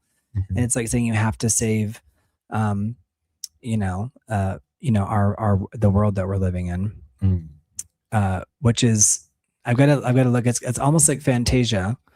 I mean, just by the look of the creatures, I'm intrigued because they're not like inherently beautiful. No. Right? Thank you so much, John Scott. Oh my gosh. Thank you guys. Y'all are amazing. Thank you guys. We did it. We did it. Yay. Thank you, John Scott and Rob. Okay. Well, then I'll just end with the premise of this. If you guys would like to keep going, keep the train going, that'd be amazing. Yeah. All right. So The Neverending Story is a beloved 1979 German fantasy novel written by Michael Ende, which famously spawned a cult classic 1984 film adaptation directed by Wolfgang Petersen. At its heart, it is a metafictional story within a story about a lonely boy who discovers that his own imagination has the power to save a dying magical realm. Bastian Balthazar is a shy, grieving boy bullied at school. He steals a mysterious book from an old bookstore and hides in his school's attic to read it. It is the world is Fantasia. Yeah. So inside the book, a beautiful realm called Fantasia is being consumed by the nothing, an amorphous void born from human apathy and lost dreams. Apathy is like a common theme that we're going to see again and again, is this idea that apathy is the enemy, like just not caring about anything. Which again is another symptom of the times we're living. Absolutely. So a warrior named Atreyu is sent by the terminally ill childlike empress to find a cure and stop the destruction. And there's a twist. As Bastian reads, the boundaries between reality and fiction shatter. He realizes Atreyu's quest was meant to bring him to Fantasia, and he must give the empress a new name, which ends up being Moonchild, to save her world. So the key characters are Bastian, who's the kid reading; Falcor, the wise, cheerful, dog-like luck dragon who rescues Atreyu and acts as a loyal companion. Atreyu is the brave little boy, and Atreyu is like a projection, you could argue, of Bastian himself. And Gamork is a terrifying nocturnal wolf-like creature to hunt Atreyu. Sent to hunt Atreyu and ensures the triumph of the nothing. So Gamork was that wolf, like the little black wolf that's there, and he's like the minion of the nothing. He's a minion. John Scott, it really is, but I also think it's worth rewatching because you'll see it with like the adult lens, and you'll be like, holy crap, like this is an exploration of the entire like human psyche. Like this is literally it's an exploration of like what it, like the ego, the id, all the different aspects of the self. And then the Empress of Fantasia represents the pure, unbiased essence of human imagination. And some people have entire YouTube videos completely dedicated to this. So it's actually the film is from 1984. And it was the most expensive film produced outside the US or the USSR at the time. Isn't that wild? Yeah. And it became legendary for its practical creature effects, its features, famously dark, emotionally heavy moments. We have I put one super chat while we end. So if anyone wants to come through with one super chat. It features famously dark, emotionally heavy moments. This will really move you, Mario, because it really is so dark, especially whenever the horse gets stuck. Oh my gosh, it's just it's just very, very emotional. But it's from 1984, and it was the most expensive movie outside of the U.S. or the USSR, because this is right before the fall of the Soviet Union. It features famously dark, emotional moments, such as Atreyu's horse, Artax, sinking into a swamp of sadness. We saw that a little bit in the video that we watched. Its synth pop themes from La Mall remains an iconic piece of 80s pop culture and recently enjoyed a massive revival after being featured in Stranger Things. So the music from this is some of the key music in Stranger Things, like that 80s synth music. Yeah, okay. Some of that has been remixed from the Never Ending Story. Okay. So there's just some beautiful imagery. Yeah, I mean, it seems like a very stunning film just by the looks of it. Mm-hmm. So I'm just going to show you like the images of this horse so you can see, because it's that so many people have like a core memory of this movie. Of this. Oh wow! Thank you, Rob. Thank you. Oh my gosh! Thank you, Rob. Wow. You're our hero. Thank you so much, Rob. Rob, we've been going through it. It's been really tough because there's a lot of family issues, and so people who are familiar with the channel, you guys know that we've been going through it. So thank you. Thank you, Rob. And Mario's been such a great companion. But here's Atreyu and Artax, his dog, and this is a really famous scene where the swamp of sadness. Rob, thank you so much. The swamp of sadness.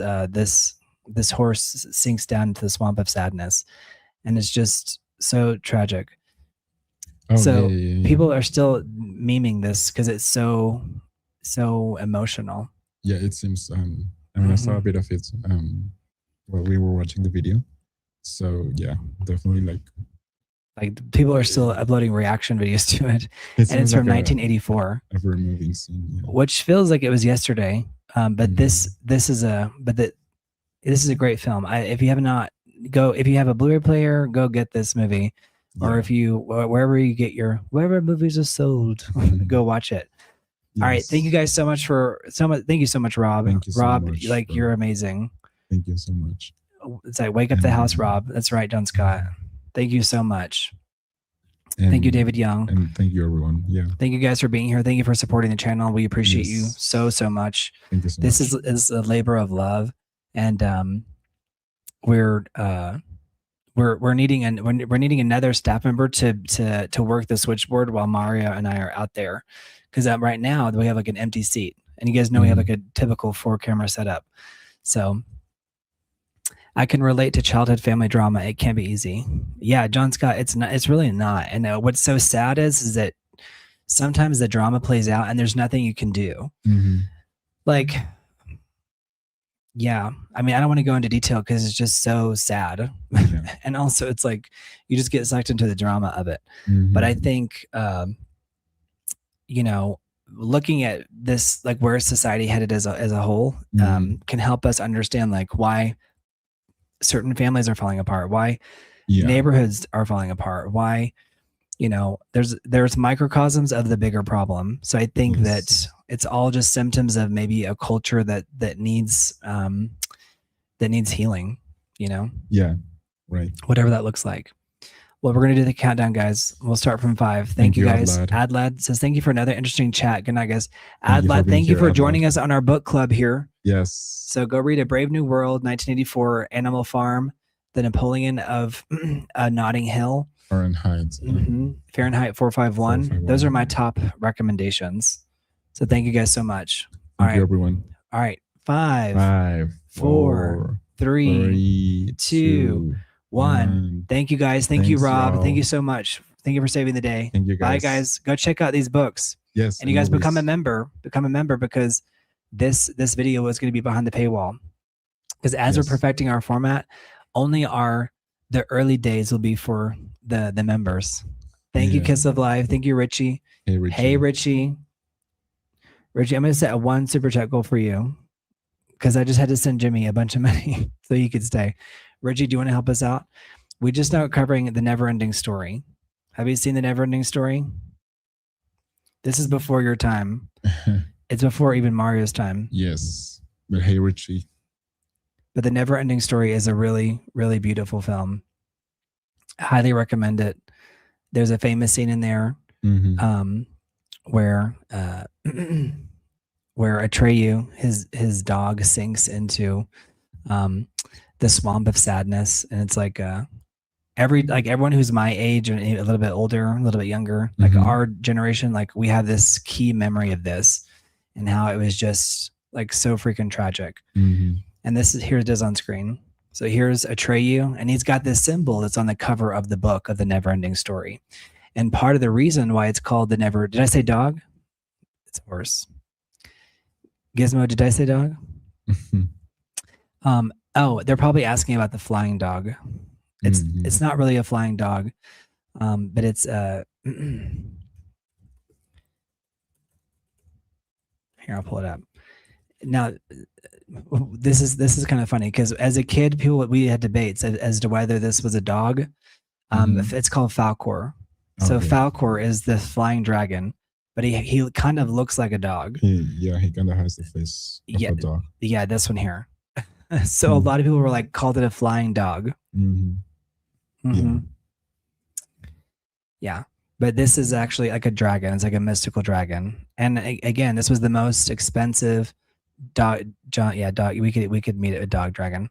All right. I put one super chat. Oh, thank you, Richie. Thank you, Richie. Thank you so much. We got to check out these movies because these are really cultural icons. And every single movie that I've mentioned has a movie equivalent. And the one that doesn't is the movie's coming out this year. But it just shows you how we're recycling through all of media. Yeah. And how a lot of these stories are very fantastical.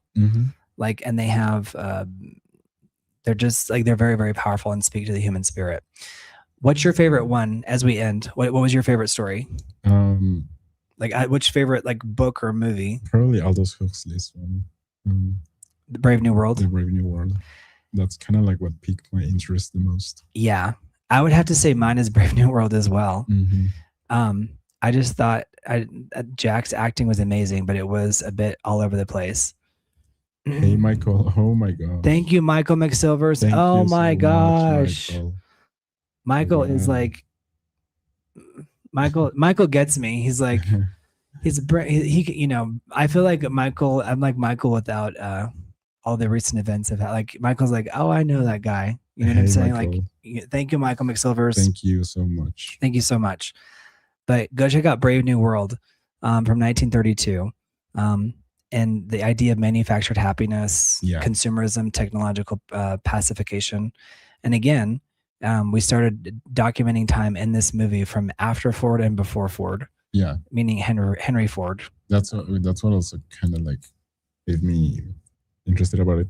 I mean, obviously because of everything else, but that also was, Michael, seriously, you're freaking amazing. Thank you so much. Thank you, Michael.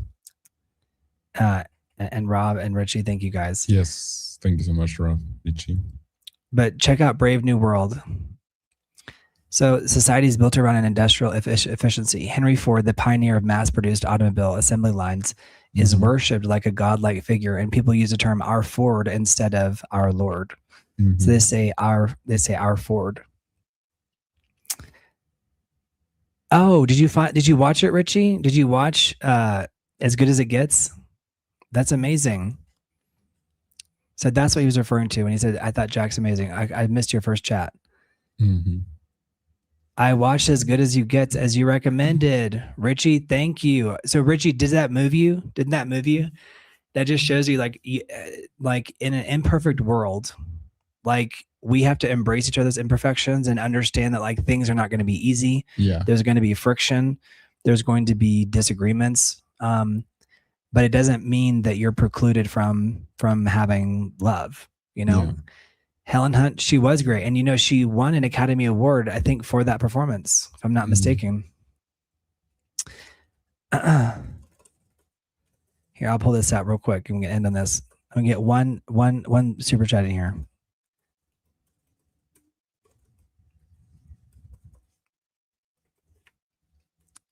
Yep. It was for As Good as It Gets. Ooh, nice. Yeah. So I'm telling you, there's these performances. This is why a great script is so powerful too. Having a great script, that kind of material to work with, will allow you to win an award because it's so good. The performances are so good.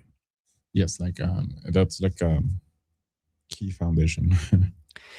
Yeah, and I think people don't forget. And today we were putting together a desk, Mara and I, and I was like, some things will always be true. And did you hear me talking to the guy? I was like, a little bit, because he was saying, I have this and I have this. I was like, you need to have the full script. And he was like, I feel you, bro. I feel you, bro. I'm like, okay, well, make sure, because I can't sell a script that's just an idea.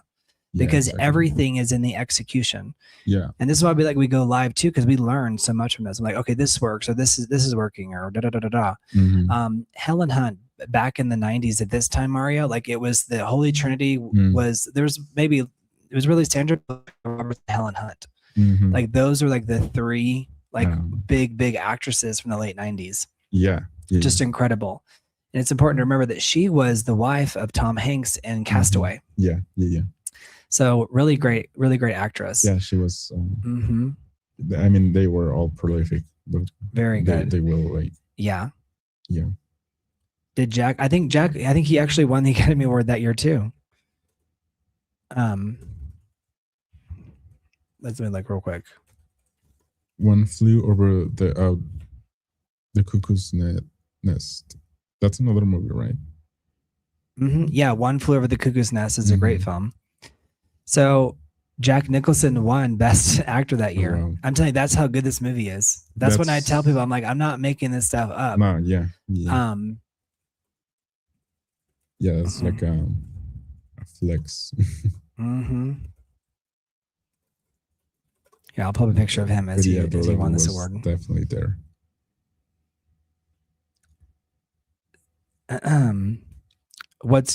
So here's a picture of them together. I'll pull this up. But this movie, once you watch this movie, I think you'll cry. Like, and the reason why is because the characters are so broken. And sometimes your boss is broken, sometimes you're broken. You know, sometimes it's like you realize as you go through life, like how devastating things can be. Yeah. And how like the fact that people are still putting one foot in front of the other is like a miracle. And this movie kind of explores that topic. And here they are together. But they both won the Academy Award for Best Actor that year. That's pretty interesting. It's one of the only films in history to win both leading acting roles. So, wow. As good as it gets. So there may be like one or two, but this is at the 70th Academy Awards in 1998. So Richie, I'm so glad you watched it. All right, guys, let's get one more super chat and then we'll head out for the night. Thank you guys so much for watching. We've covered so much. And just to be clear, this is an example. This movie is not dystopian. This is like the ideal world from the 90s. But I think it's also important to remember too that there was this beautiful romantic idea of the world before 9/11. And I will tell you, like before 9/11, we were much more optimistic and like forward thinking, and like after 9/11, just I can't highlight enough how the culture just dramatically changed. Yeah. And how like we kept marching forward, but this idea of it was on the verge of the 24-hour news cycle. It was just like living in constant paranoia and fear. So a bit of the dystopia happened after that. Yeah, I mean the it's surveillance, kind of like carrying the shadow of this event, right? For forever, I would say, yeah. Yeah, but pre 9/11, just movies were just different. They just really were. Yeah, the Patriot Act. So Gizmo's making a good point. Like after that, the government had the right to spy on you because we had to prevent future events happening from happening. So there was this thing where it was like we had to sacrifice our privacy. I'm driving it home.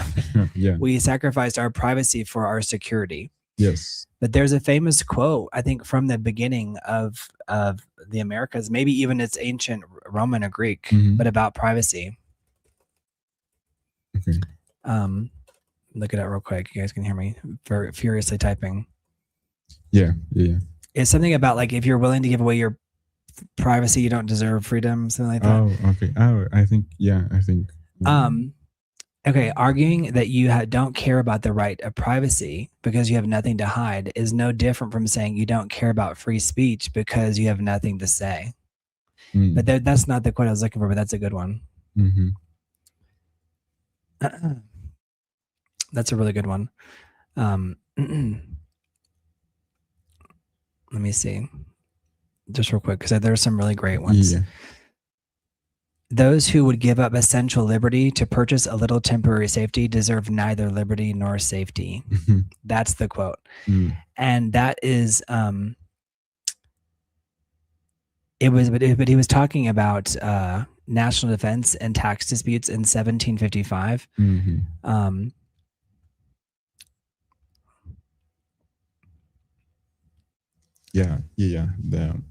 But that's a really powerful one. So those who would give up essential liberty to purchase a little temporary safety deserve neither liberty nor safety. Which, it's very true. And then there's a lot of quotes from Edward Snowden, right? And Arthur Maritza Pick says, privacy is the freedom to be ourselves. It provides us with the crucial breathing room required for creativity, nonconformity, and individual growth. Right. But this one, I'll never forget this one from Benjamin Franklin. But it says it's incorrectly cited as a discussion about privacy itself, but he wrote about national defense and tax disputes. So I don't know if that's, it says it's lost its context because he was talking about, because it was like he was talking about paying taxes for actual like national security. All right, we're gonna do one. I'm gonna trust that someone's gonna come through with one super chat. We're gonna do the countdown. 10, 9, 8, 7, 6, 5, 4, 3, 2, 1. Thank you guys. Thank you for being here. Well, guys, we love you guys so much. Thank you so much. We appreciate you. Go check out the Never Ending Story. Yeah, don't forget to like. Don't forget to like the video. Don't forget to like the video. Yeah. Drum roll. That's right. Kiss of life. There's still time. Oh, Rob, thank you so much. Thank you, Rob. Thank you so much. Wow. Thank you, Rob. Thank you, Rob. Thank you so much. Thank you guys so much. And this just helps with the YouTube and helps us grow the channel and helps us find some more help. Mara's been on the case. I've been telling Mara, I'm like, help me. We need to find someone else who speaks English. At least they can understand so they can work the switchboard. Yeah. All right. Thank you guys. Thank you guys. We're gonna have a good night. Remember to love yourselves and have a beautiful evening. And remember, take care of yourself. Love yourself. Thank you guys. Put yourself first. Yes. Good night, guys. Hey, Velvet Hammer. How's it going? Hey. Kiss of Life. John Scott. You guys subscribe. We'll see you next time. Hey, Velvet. Welcome to the gang. Hey, Velvet. Bye, John Scott. Thank you, Rob. Seriously, Rob, you're our saver. You and Mark Sands and Michael McSilvers. Thank you so much, guys. Thank you, seriously. guys, everyone. We love you guys. Bye. Enjoy your night. Enjoy your morning wherever you are in the world. Yes. Bye, guys. Good night, everyone. Good night. Mwah. Bye, Rob. Bye, guys. Hi, Herman. Good night, Herman. Good night. Noches. Buenas noches. Bye. Thank you, guys.